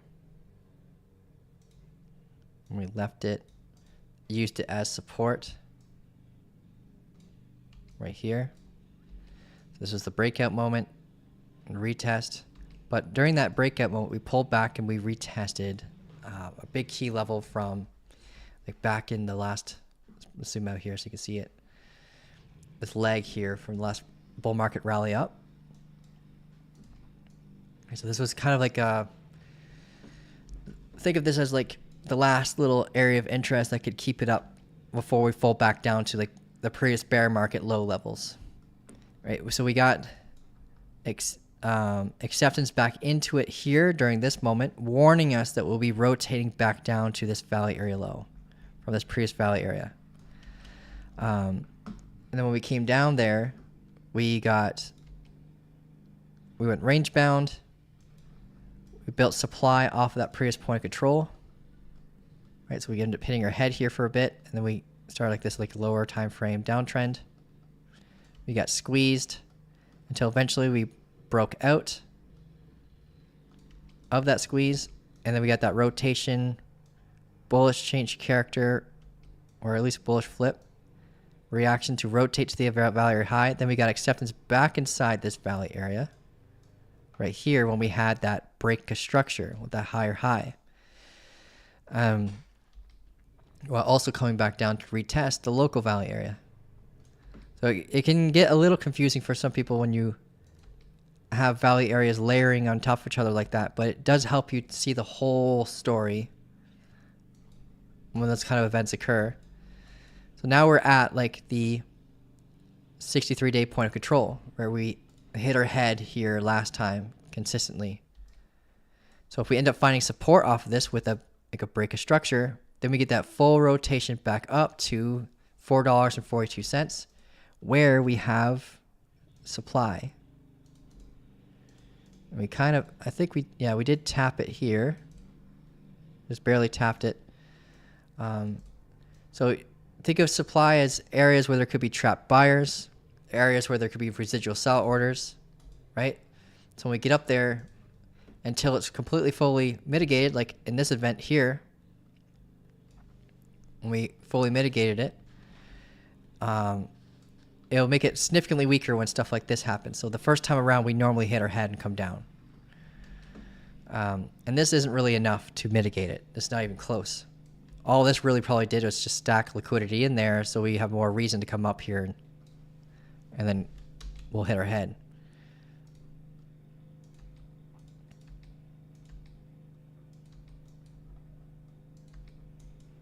All right, so this is a 12-hour time frame. So we could be seeing that continuation posture and just make our way up to that point. I'd mark this wick level high just to help you keep an eye on it. It's $4.19 or 19.4. Our current 12-hour key level is down here, which is really steep. So can't really depend on the 12 hour to give us any like analysis for a short. It'll be too late. We can go to the hourly.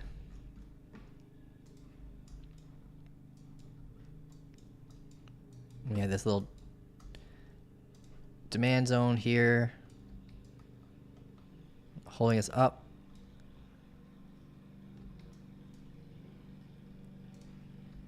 We got this kind of like a triple bottom breakout. We got a bearish flip here. Didn't flip. We didn't get the change of character yet on the hourly. It's all internal though.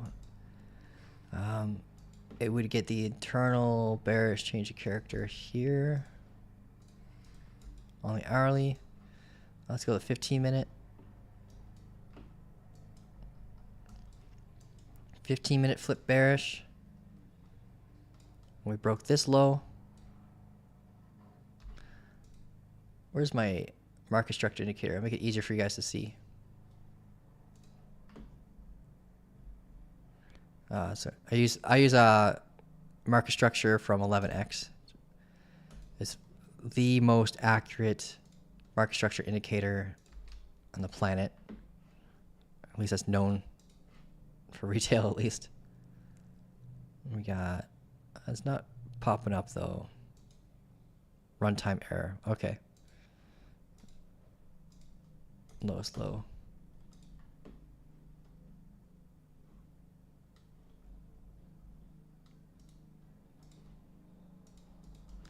Either way, we're aware of what's going on. So we got the bearish change of character here during this moment. Flip bearish on the 15. Kind of on our way. After hitting our head off this point of control, we could come down. We have demand that could hold us up, but if we come down and retest these previous highs in confluence with this momentum, it could be a good area to prepare for longs again. You could pull a fib from the impulse move, which is from here to here. And that's kind of like the bottom of this demand. So we can look at that for, we're on the 15 minute now, right? So this is the break, change of character. So yeah, around here between like the 786 and 618 zone, we look for a potential bounce again on objective. And then up here, you'd be looking for a really good short. $4.19.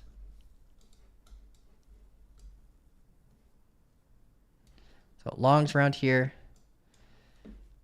Like preferably you get the long down here at like $3.38, but we gotta be aware of the undercuts that could happen here.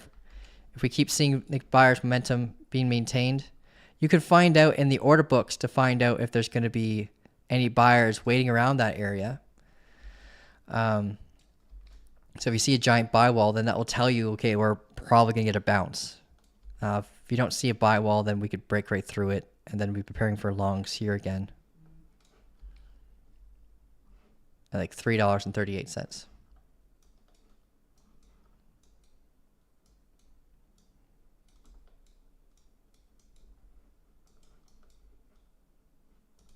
I hope that helps. That's objective. You guys have access to this chart in the Discord as well.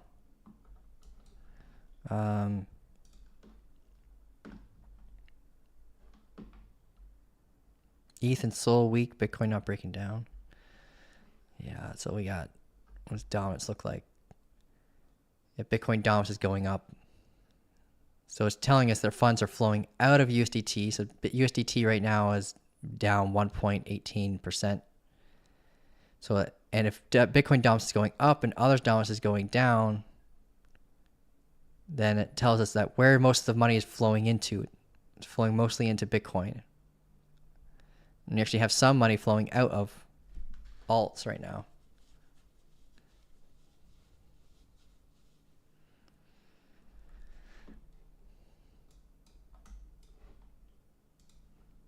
Solana, yeah, Solana just hit a 30-minute and 45-minute order block and SFP'd at the same time. The SFP technical target is this low right here.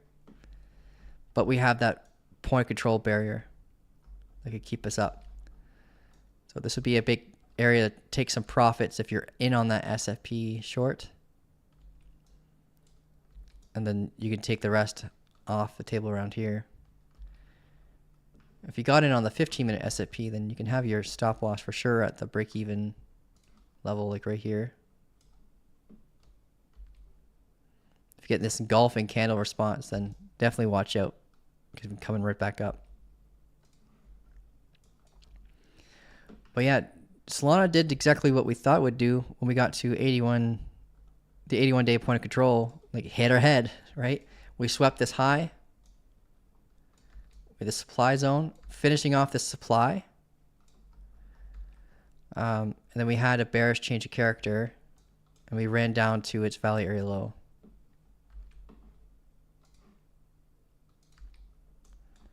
Now it's just being awkward on its climb down. Or it's trying to climb its way back up, but it SFP'd during that process, so decent pullback. So got some relative weakness during that moment.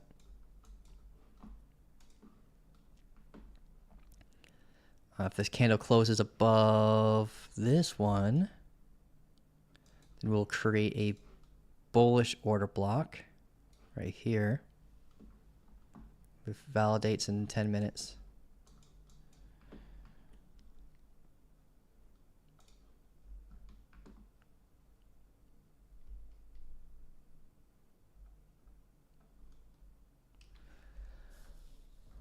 I'm trying to catch up to chat here. XAI.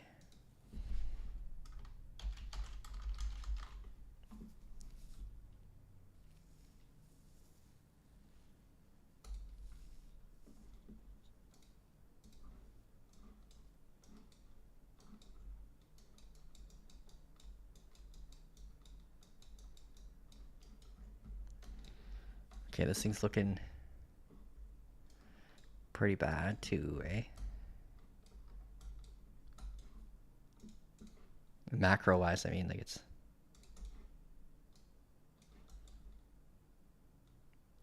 make it turn to a zombie asset.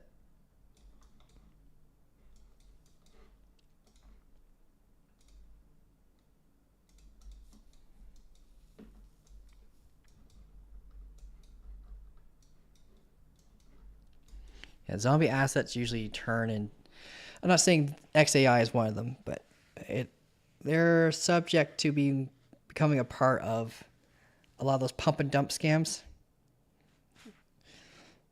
So if you're aware of that, you might get these wild pumps and then rugs. There's these groups. I remember when I first started trading, like, man, I was so easy to be a victim in this space, where there's these discords or these telegrams that they'll say, buy this asset, we're gonna pump it, only so they can fill their bags a week or two before the pump, and then they will dump it on you. Yeah, the lower the market cap, the easier it is for those kind of scammers to do that kind of stuff. Oh, my bad. I did not mean to save that. Okay. Let's mark this wick high, this wick high, this wick level low.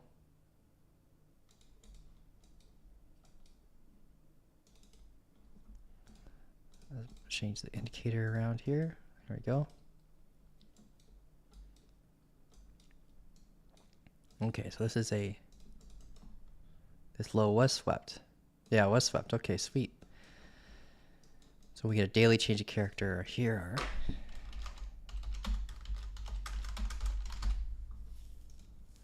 On XAI at 1593. So if we get a close above this, then we flip bullish on the daily. Doesn't mean we won't get a pullback, but the bias of macro traders will start to flip.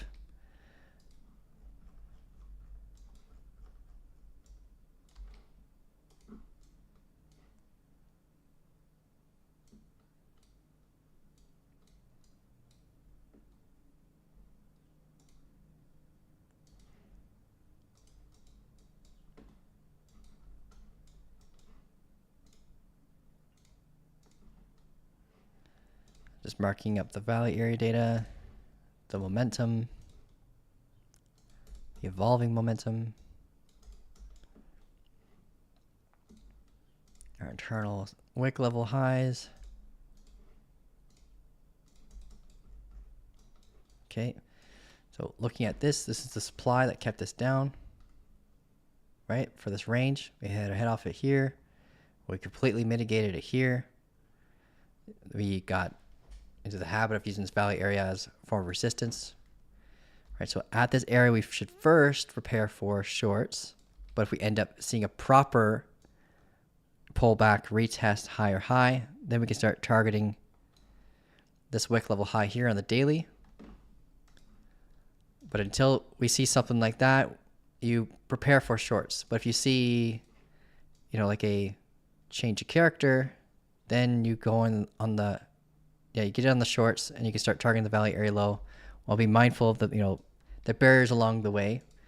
Barrier number 1 would be the point of control, which is at this point of interest right here at, let's change this. 1086. So 0.01086. Prepare for a potential sweep or the change of character or sweep into a change of character. But yeah.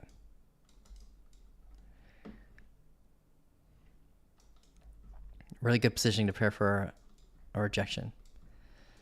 And like based on the behavior along the way up too, it took a lot of liquidity along the way. We stacked a bunch below us. So if you take any shorts from up here, if it meets all your rules around this area, for me, it's a change of character at the value area high and a loss of momentum. So it looks something like this. Then you got to watch the point of control along the way down.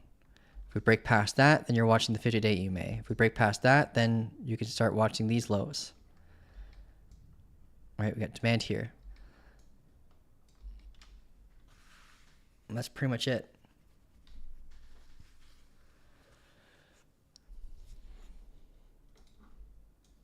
And it's all kind of this triggered from the liquidity sweep from this low. We get the SFP, then the lower time frame bullish change of character occurred. And then off to the races we went. And that gave us a technical target of this high on the daily, but not all targets are meant to be made, like hit. This is a great spot to compare to TP if you manage to get in on that.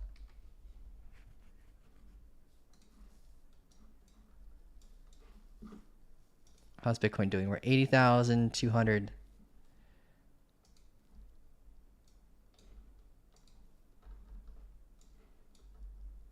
We got 3 minutes left on the candle, then we get a bullish order block.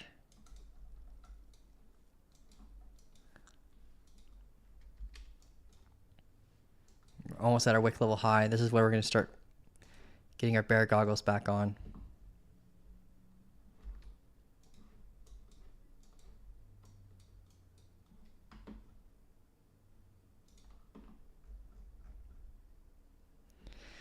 Oh, no problem, man. Thank you. We were supposed to look at arrow next. Okay, let's look at arrow.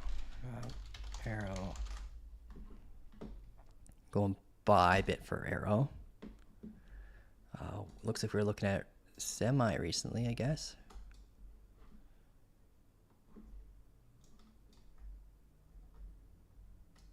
We're looking for a short here last time. Doesn't look like that played out though.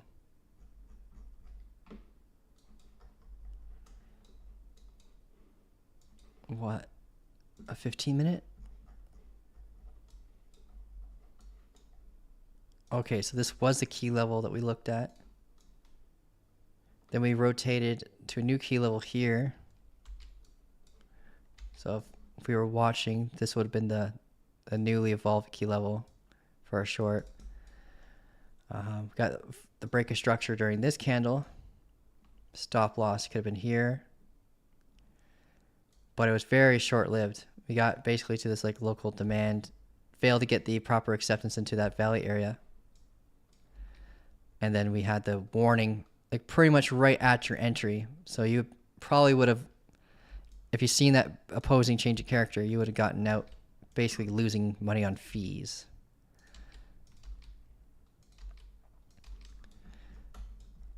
So that's the kind of warnings you look for especially if it's like right at your entry, you should listen.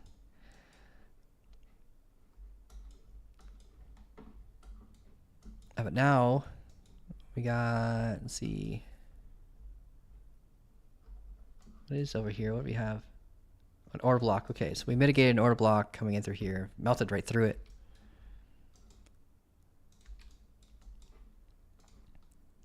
Got a local valley area that we could pull.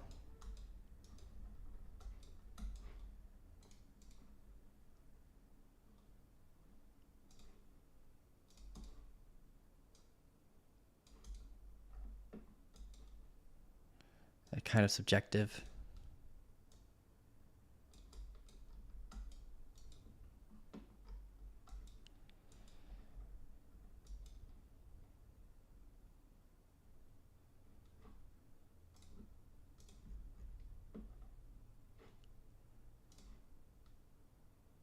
So arrow's kind of getting squeezed here.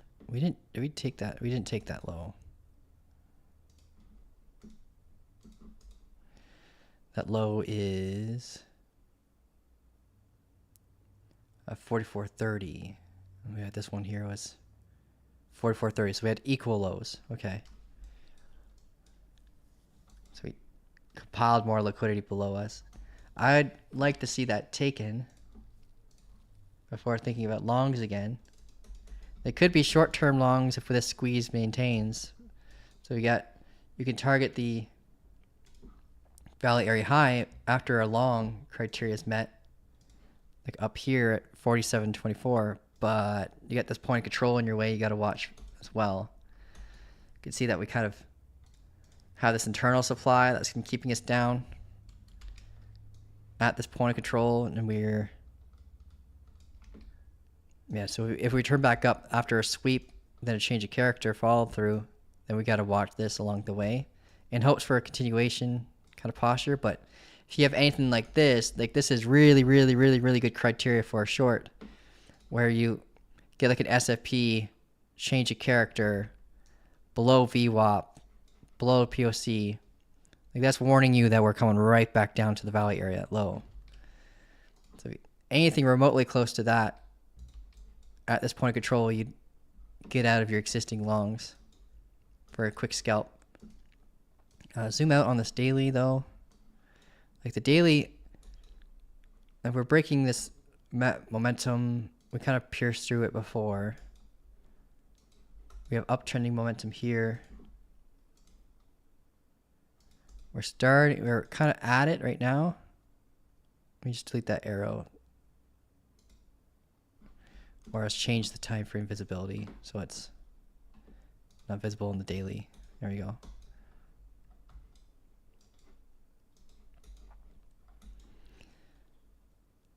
Yeah, break a structure.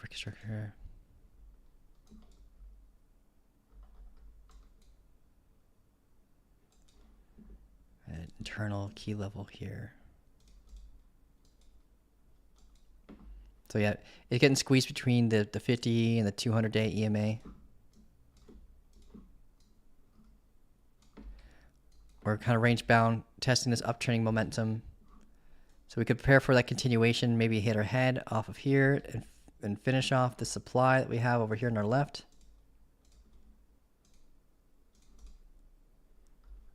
At that point, prepare for more of a macro-based short, like down.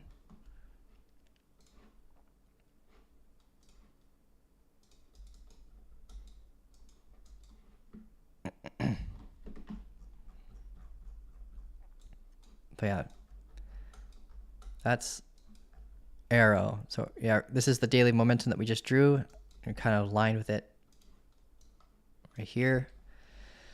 We might get the SFP sweep, but yeah, getting the orb break to the upside again. Like we got the orb break and we ran up and then we came right back down.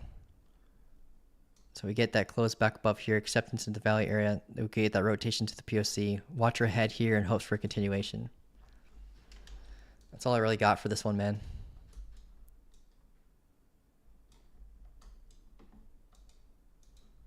Local positionings for shorts, but macro, it's like you're on the cliff. You're on a big cliff for macro shorts. I think it'd be nice to see something like this taken first before getting that macro break. But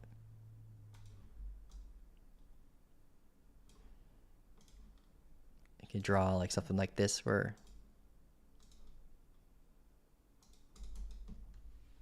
yeah.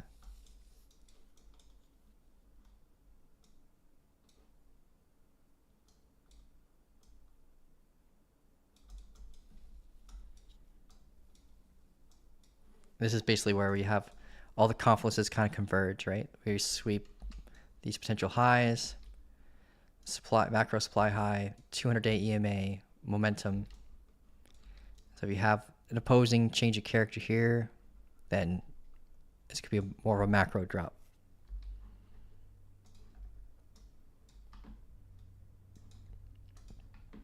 Go back to Bitcoin, see how it's going. All right, we got that bullish order block. It's right here.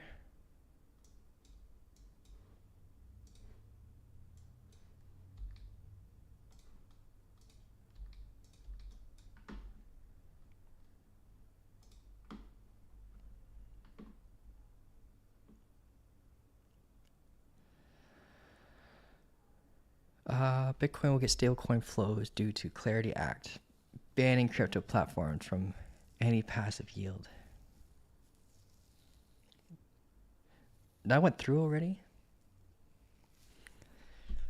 Obviously, the banks don't like it when we're making passive income without them. Oh. It says US users impacted by that.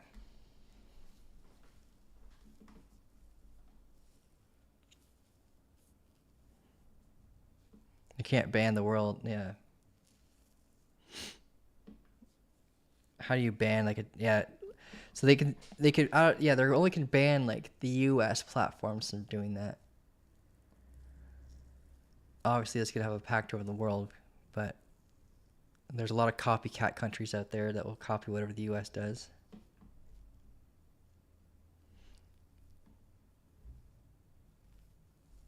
But the decentralized ones, how do you stop that? You can't stop that.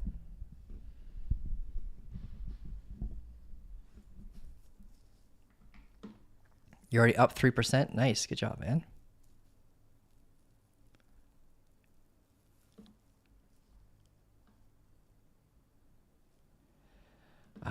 Bonk request. XMR. I'll look at XMR first because XMR is a little less degen. We got,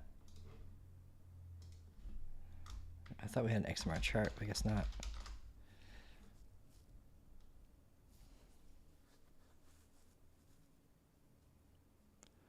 We'll pull it up on Mexi, I guess.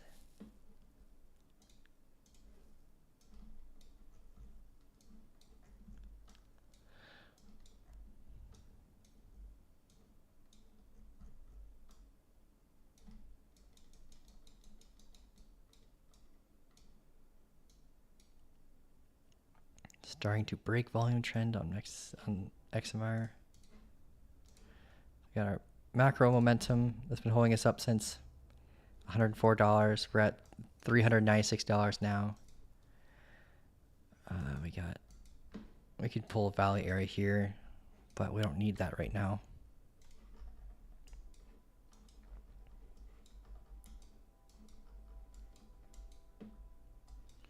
We have a bearish order block up here we can watch out for on the daily.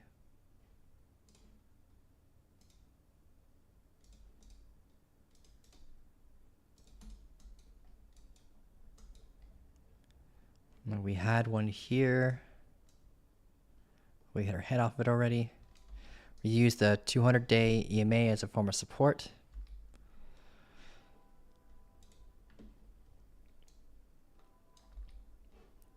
We should mark our local wick level highs.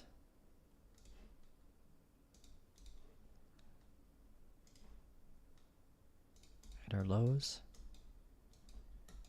We have internal evolving momentum here.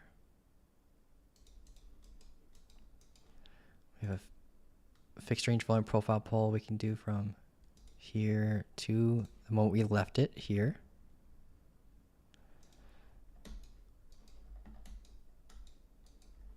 This value area is 76 days.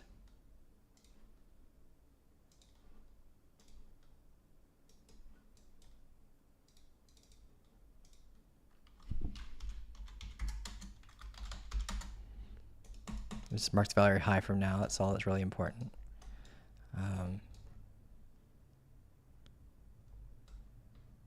And no crazy value areas from up here.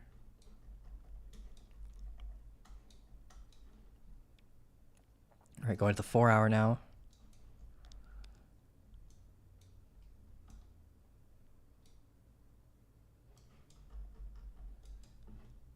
Mark this.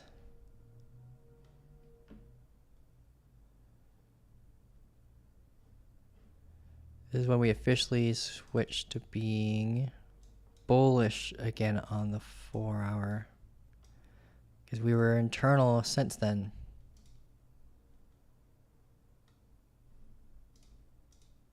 So there's a big $415.03. That might not be it to the penny. 1 second. Yeah, $415.39 is a big key area because of that. Because when we came down, impulse move down, 2 candle pullback, lower low. Let's see.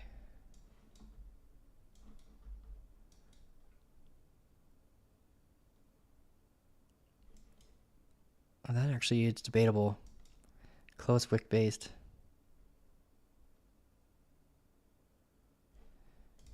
Inside bar.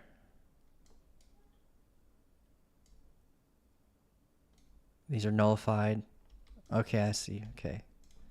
2 nullified pullbacks. Yeah. Either way, we mitigate this high anyways. So we'd watch this 415.39. And our local high here at 405.96.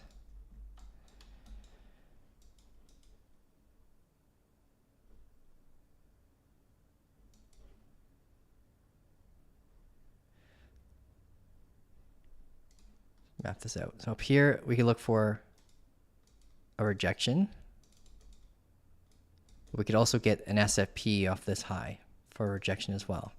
More of a scalp-based move, but if we get the SFP, then you look at the most recent proper pullback, which would be this low, right from here to here, in hopes that it breaks for the continuation. But again, you got to watch out for the 200 and the 50-day EMA. They're converging. They're close to giving you that golden cross. Golden cross is when the 50 crosses above and over the 200, and normally signifies a reversal, especially on Bitcoin. Like Bitcoin's like if you back test this, which would only take you about like 30 minutes to back test the entire history of Bitcoin's golden crosses and death crosses, but they pan out to be really well, at least on Bitcoin. On alts, they're less reliable because they're usually younger assets, so you don't have that much data to kind of give you anything that you could really truly trust. But either way, there are automated algorithms that behave off of these. So if we come back down to this area, you got to watch it as an area of support. So it's $364.55 to be an area of support you're going to watch out for, in hopes that we break past it. Of course, if you're in a short, if you're holding this thing, then I'm hoping this thing keeps going up for you. But if we get acceptance into this value area again, this 76-day value area, and we lose these EMAs, it's going to be a lot harder for us to get back up. So if we get that break of structure leading in, then we can get that full rotation back down to the value area low. This is more macro talk, but basically any shorts you take, you're going to have to watch this as your primary barrier. But if you see this have happened, then you can hold your trade to be down a little lower. But until then, this is going to be a big area of confluence for longs again, right here.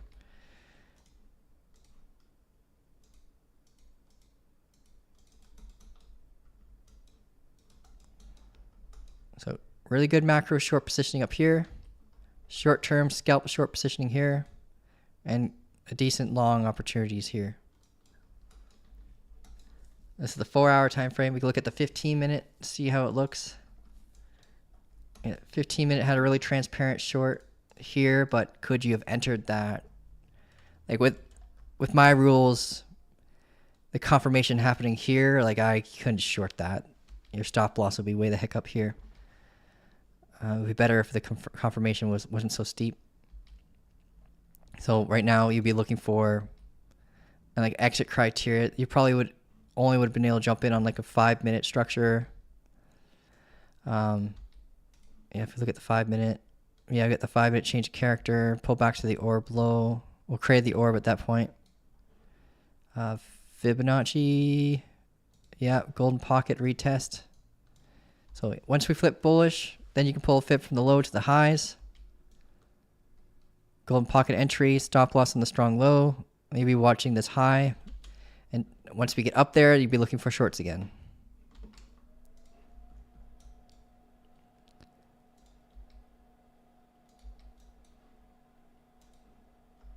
So yeah, if you don't get a 15-minute structure here, you might have to use the 5 to dictate an entry.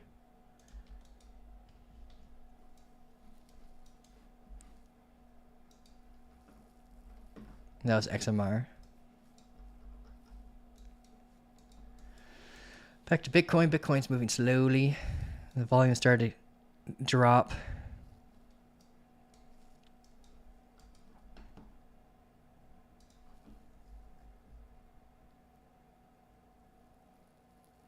You got a tingle. You got a tingle, did you? Yeah. Litecoin's also an asset that I do I mine as well. Like, Litecoin. I haven't looked at it since the 20th. At least on TradingView.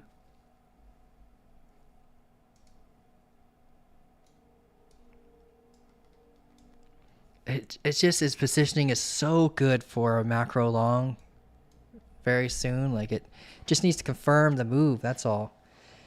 The one thing I don't like is that it lost legacy support. That's been holding it up for 2,600 days. Like that is a big bummer. Because if you think about what were the last assets that happened to? That was like Phantom and Matic. And they've been in forever downtrends pretty much ever since. Litecoin, I got more faith in it. Right? But we are at that. What I like about its range-bound positioning, if we were just remove this trend line and just visualize like what we got going on in the valley area itself, we're at an area of interest in this volume node. Our neckline is at a 1,400-day valley area low. So if we break above that, then we can get that rotation back up to its valley area high. And I know there's a lot of noise here. I could probably remove most of these lines here, but yeah, get a rotation back to $105, so basically 2x. And as an investor, if you're looking to buy an asset right now, like getting Litecoin between its current price and $45 is a good time to like buy and hold and prepare for a rotation up. But if you want to buy with a position of strength, meaning as soon as you buy, the money starts working for you right away and you're not holding it and it's doing nothing for a long time, then you want to wait for that break of structure leading into the valley area. That way your money starts working for you right away, right? When we get that valley area acceptance, then I'd be watching this guy here around $70. We got supply here, POC here. That could come back, bring us back down for a retest.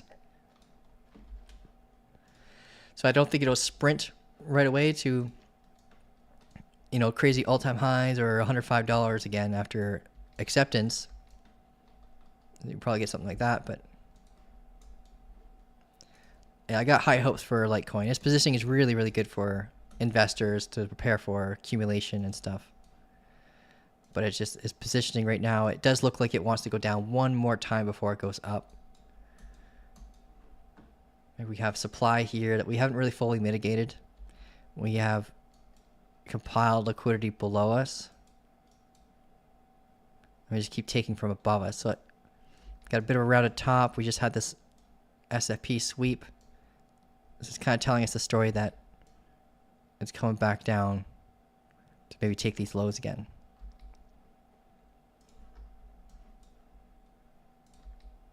And that's where I'll be, mega bullish again, looking for longs on Litecoin around $53.05. So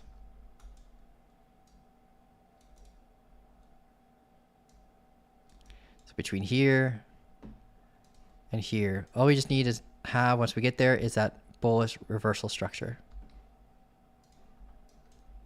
We don't just ape in when we get down there. We look for the reversal structure, like dictating that it is the bottom.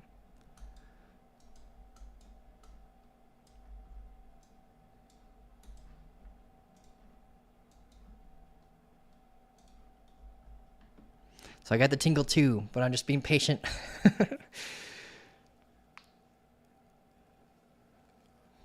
Bullish divergence form? Yeah. On the weekly and the RSI.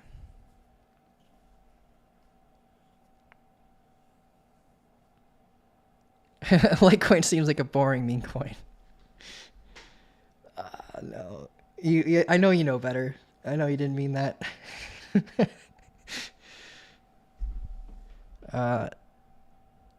Teo. I consider Litecoin the silver of crypto. Bitcoin's the gold.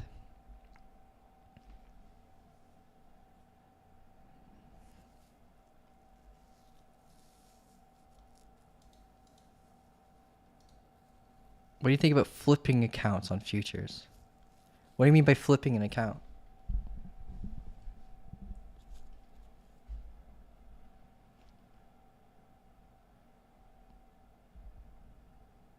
Like, yeah, that's just that the term flipping could mean like doubling. It could mean like a lot of things. We'll take a look at Teo and maybe Pepe. Are you going to short or long? I'm not in a trade right now. I'm preparing for a short. But I'm not in a trade right now.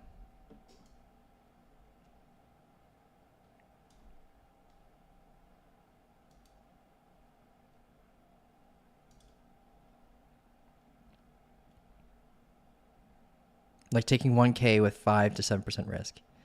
No, I wouldn't do that. No.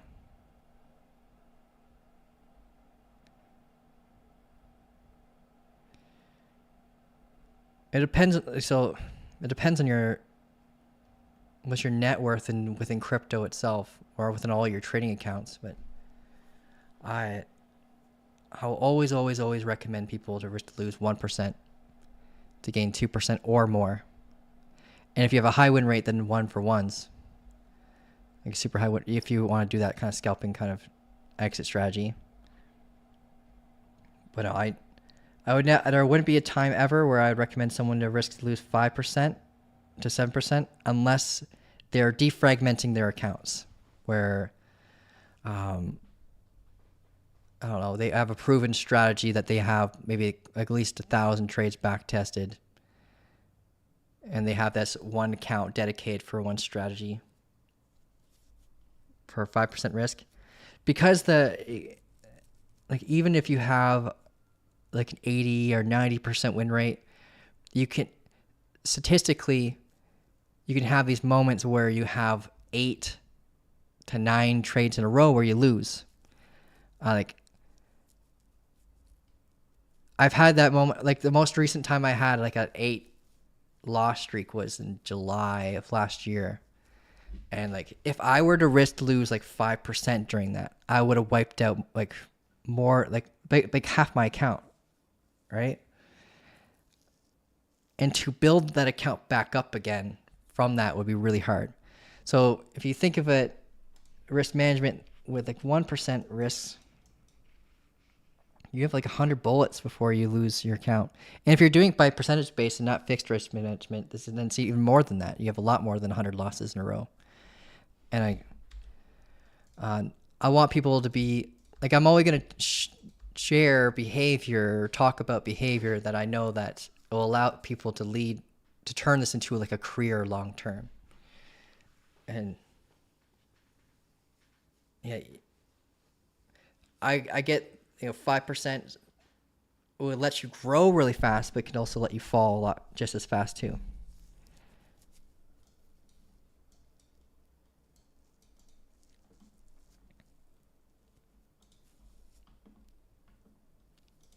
Do I have any VIP group? Yeah, if you go to investshare.com. Right now we have a discount for you guys to get in /have. Yeah, /have is the code. And this is the website here. I'm typing it for you.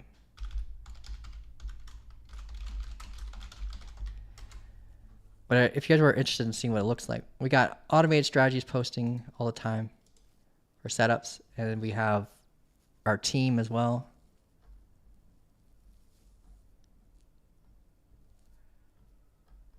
They're pretty clear. I give you guys the trade plan, and then I tell you when I'm entering, where my stop loss is, where my target is, when I'm closing, some of my positions, stuff like that.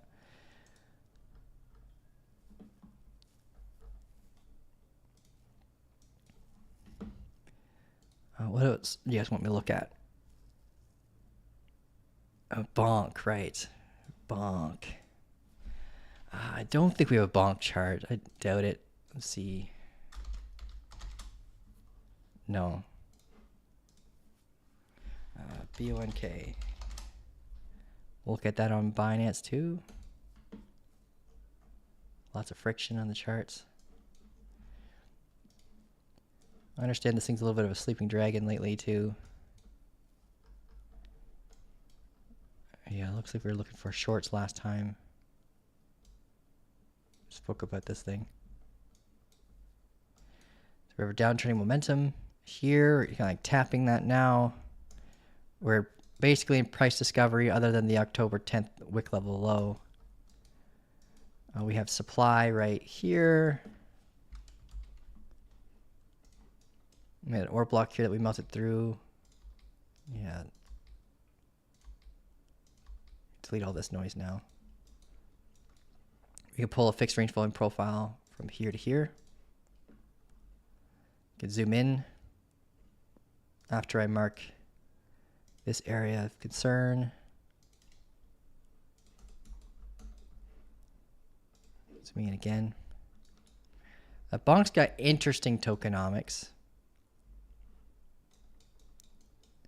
but it's got meme coin branding.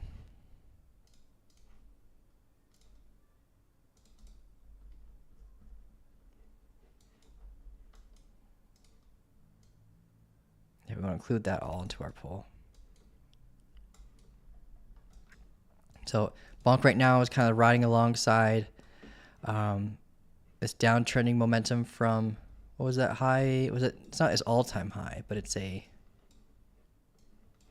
pretty high. Yeah, way up there. So I'm not saying the numbers because the numbers are ridiculous. It's got a really, really, really high supply.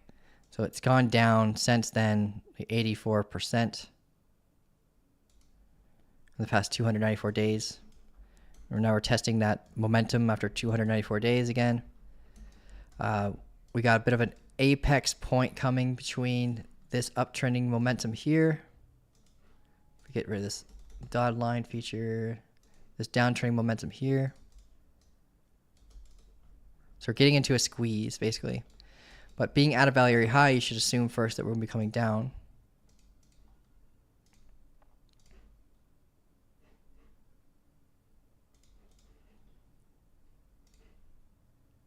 We did mitigate all this supply, so when we do finally get that break to the upside off the value area high and get the break of structure, it should be easier for us to get a continuation, but we got to watch this next supply boss along the way at 818 with like 5 zeros in front of that. This value area is 92 days old, so we've been ranging here for 92 days. Making it pretty reliable for range trading. But when we get down to that value area low, at 579. Prepare for longs again. Look for that bullish change of character on like the lower time frames. The 4 hours not going to be very dependable for that, but we could zoom in on this.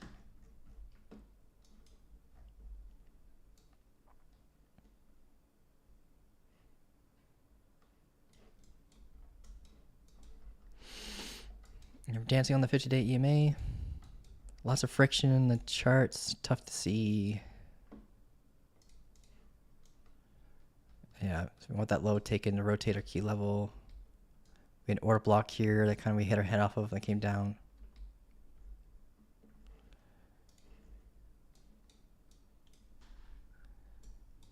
So yeah, we're basically getting squeezed right now. And based on the momentum and our positioning, the squeeze will likely lead to a break to the downside.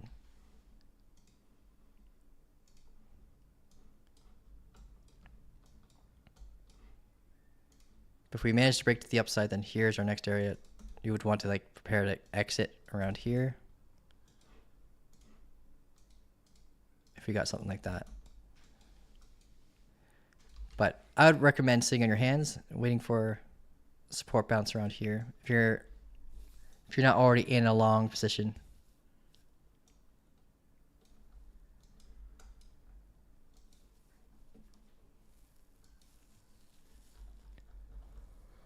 Bitcoin slow. You can do it.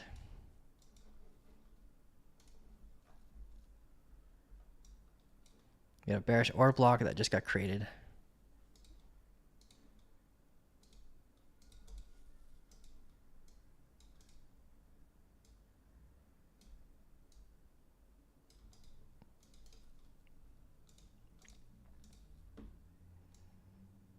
If you guys are looking for a good free indicator for order blocks, just look up multi time frame order blocks with confluence. It'll draw all these automatically for you. You can choose like 6 different time frames.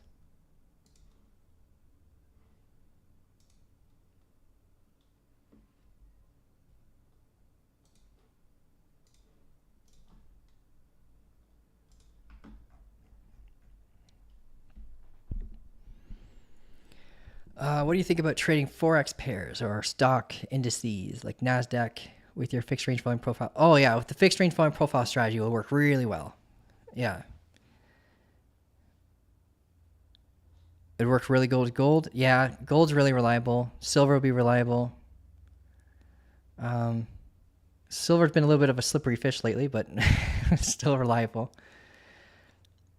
Anything with good like range-bound behavior, a fixed range volume profile would normally do really well, and decent liquidity. You don't want to be going for like low market cap assets, like penny stocks if you're looking at stocks.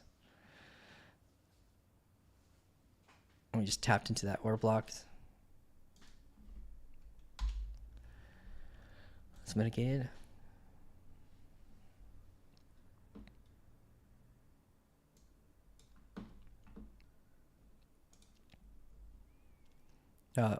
About 90% of my backtesting with this strategy has been done through cryptocurrency assets, but yeah, no gold's good. S&P will be good.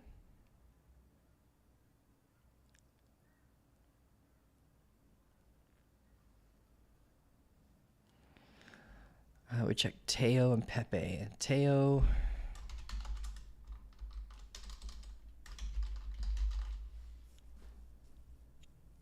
And BitTensor. Go to Binance for that.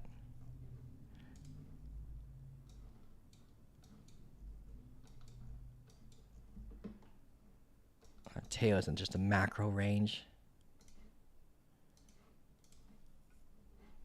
So range bound here for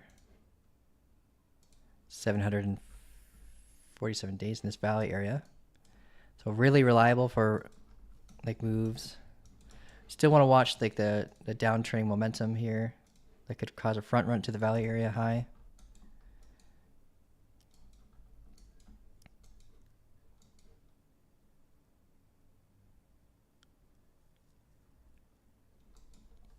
We're bearish on the daily, mainly because of the S&P caused rotation of the strong low. We still end. Oh yeah, we still end up taking it in either way.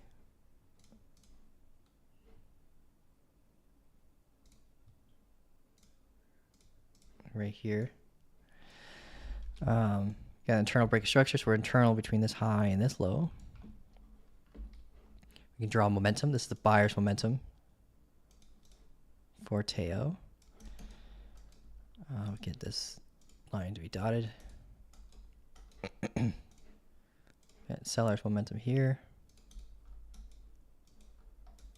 Internal. Go to the hourly. Hourly, what is like a rounded top, kind of Adam and Eve type behavior. We get that bearish change of character. And Teo's basically on its journey down towards demand now. We got this 200-day EMA right here that's aligned with this local demand.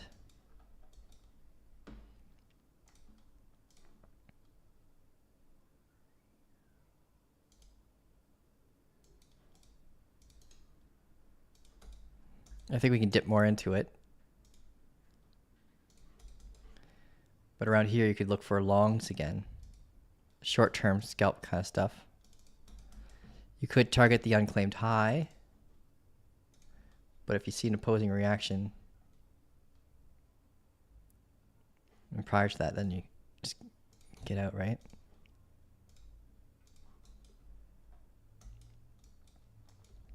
But good.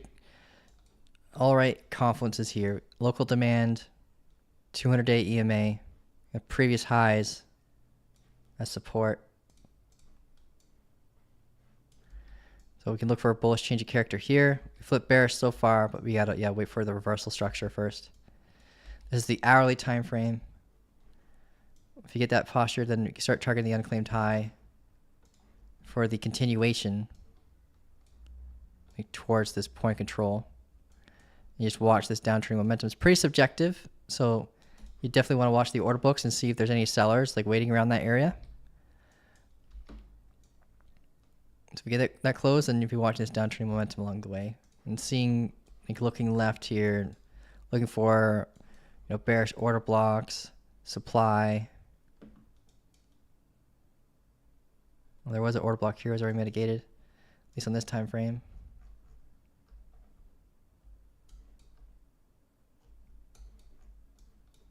I'd still label this high. We can just look at the point of control, honestly, or the low at 331.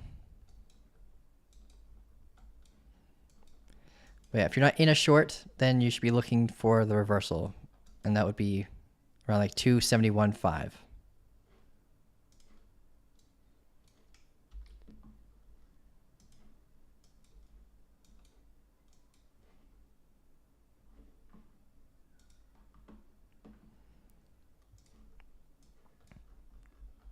And Bitcoin's really close to the high.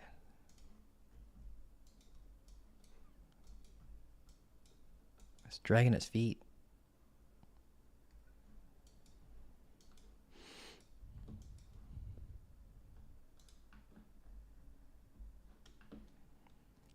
We kind of already went through the weekly already. But the weekly on Bitcoin, still internal, obviously.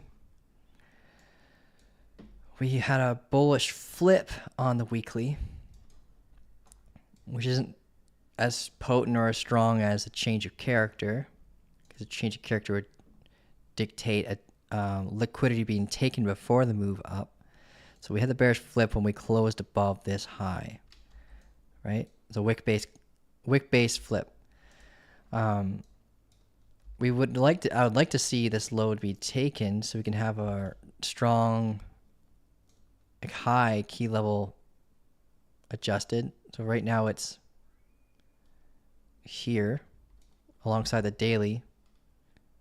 So everything right here is internalized between this high and this low. So right now what I was saying earlier with the weekly, what I'd like to see have happen, and we can use lower time frames to dictate this entry to become, so we can front run it, is maybe We could hit our head around the 200-day EMA. And then the following candle engulf, giving us like a weekly bearish order block. And then we just watch the 50-day EMA along the way and hope for acceptance of the value area to take these lows again.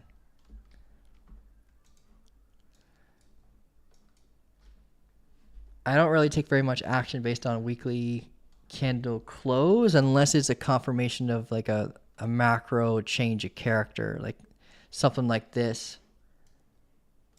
Right, this is picture perfect for a weekly setup. When we came up, we got the proper pullback, took the high, and then took the low, giving us a weekly change of character, and warning the world that we are going to have like a bearish reaction. While watching along the way, like valley area lows, where we found support a few times, right? Our key level, wick level lows.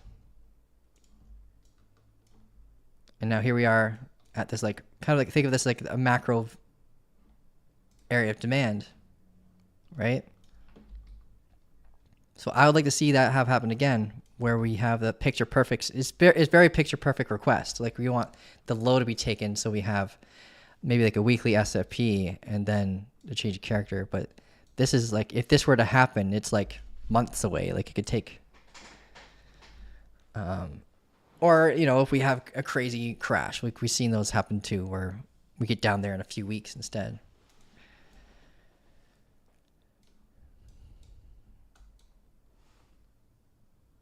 The last time we had a bullish reversal, if we take note of that though, is it was based on the same criteria that we're having now,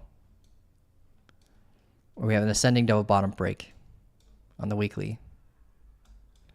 So we don't have to come down there and take it, but it would make a lot of traders feel more comfortable if we did.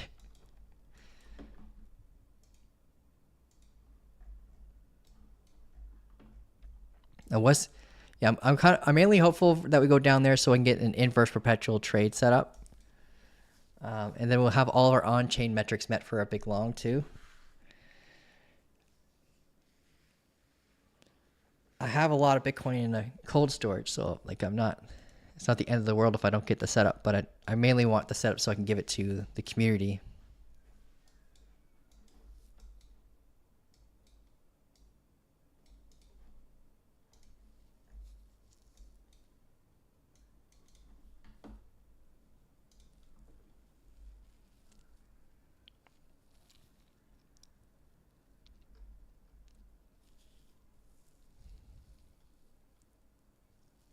Any DEX have passive yield? Pretty much every single DEX has a passive yield, yeah. But they come with risk unless you are using stablecoin pairing liquidity, also known as like a belt. That's one thing that Sterling helps us with in the community is he'll post liquidity pools where you earn APR. We have them focusing on like the safer yields, lower APR, but there are higher APR ones where you can get like, the problem with the higher APR ones, you have to be really good at range trading already, because you need to know when we're about to exit a range, or else you can get impermanent loss, where you're basically providing liquidity, pairing liquidity to a DEX so that people can swap between the two assets that you're merging with the liquidity pair. And you can make money just holding it that way. So it's not very passive when you're looking at liquidity pools in that sense, unless you're using, like, let's say, for example, a USDT and USDC pairing, because there shouldn't be any, if you have impermanent loss with that, then usually there's a bigger problem. Like, yeah, problem with one of the two assets depegging.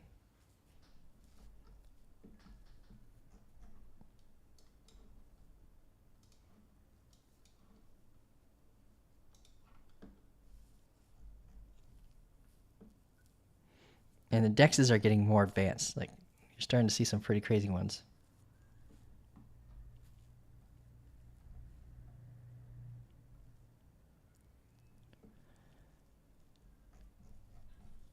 We went through a lot of assets, guys. We went through INJ, Arrow, XAI, Bonk, XMR, Dogecoin, Waves, Wormhole. gold. Oh, we missed ruin. Did we go through ruin? Oh, we went through ruin. Yeah, okay, we went through ruin. And Bitcoin right now, it's just a waiting game. So I'll recap what I'm waiting for with Bitcoin for anyone who's just jumping in. We're looking for short criteria. So we have good positioning, but we're just lacking the structure to tell us that we're going down. So it'll be a picture perfect scenario would be something like this, where we get like a high taken, grabbing liquidity. We have quite a bit of liquidity at 80,800, right? We can grab that, knock people out of shorts, allowing market makers to get out with large positions and have a lower price impact, right? We could either get the SFP or at least a change of character. Our current change of character level is really low. It's right here. So if we have the high taken, this isn't the change of character yet. We have to have the high taken first. But if we have the high taken and then we have another pullback and then another high swept and then the low, then our key level would rotate to that kind of scenario, and then we can have a really good criteria for a short. I'd prefer for it to happen on the 15-minute, but it could happen on like the 5. 15 minutes really, really reliable.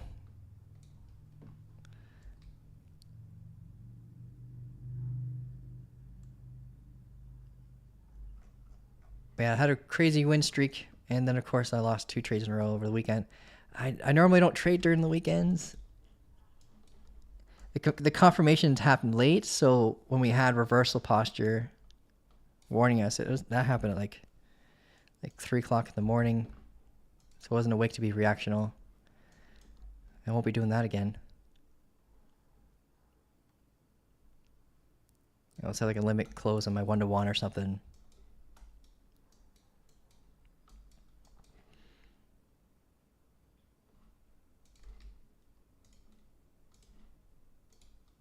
That we're almost there.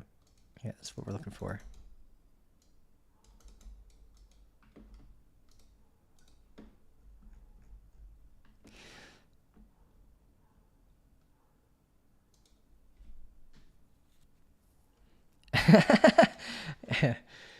Now that Litecoin's at 55, I don't know. It has, see, when Bitcoin has these harsh corrections, Litecoin has relative strength during those moments, believe it or not. So it falls a lot slower than Bitcoin. But yeah, it does. Yeah, it's kind of funny. It does feel like the Luna of crypto right now.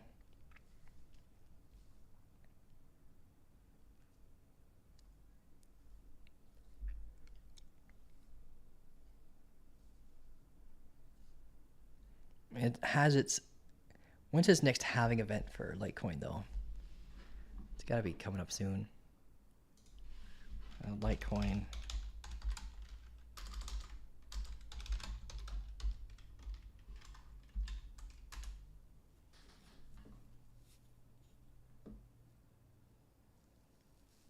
Okay, so we already had it recently. On the April 20th. Okay, I remember us talking about that. It was a couple of years ago. The next one's April 2028.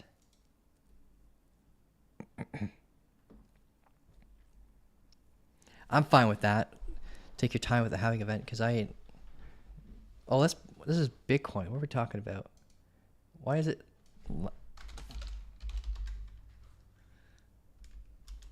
Litecoin having.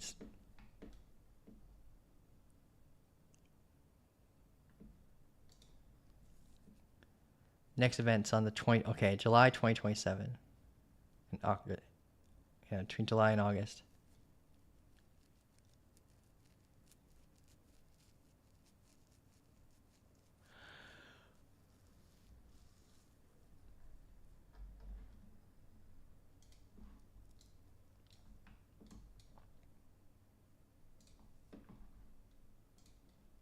I do gotta head out soon, guys. I gotta get my. So our call for our trade. Usually we have a trading masterclass call today at 4, but we're gonna have to move it to Wednesday because we got had to fix my car. I'll send you guys a picture of it, actually. It's a bummer, man. Oh man, so many DMs right now. A sec here.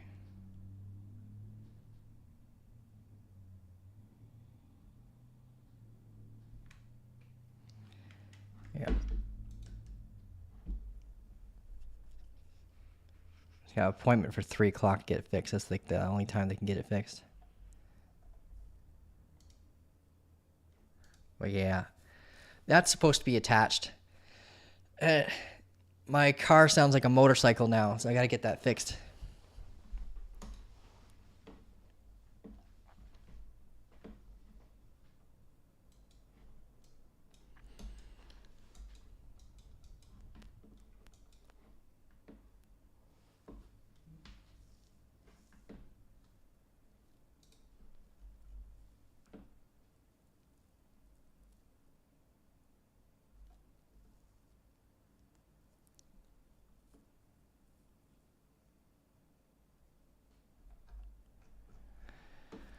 All right, guys, I gotta head out. You have yourself an amazing day. We're looking for basically a bearish change of character after sweeping 80,600, preferably, grabbing the liquidity at 80,800. If we get a full body candle close above here instead of any kind of sweep price action, then just be aware we could see a run up to 82,100. And at that point, yeah, you can prepare for shorts there too. But we can, all we need is the criteria to be met here for shorts. I'll give you guys the signal when I jump in. I've got the copy trader set up too, so if I jump into a trade, it'll jump everyone else into the trade too.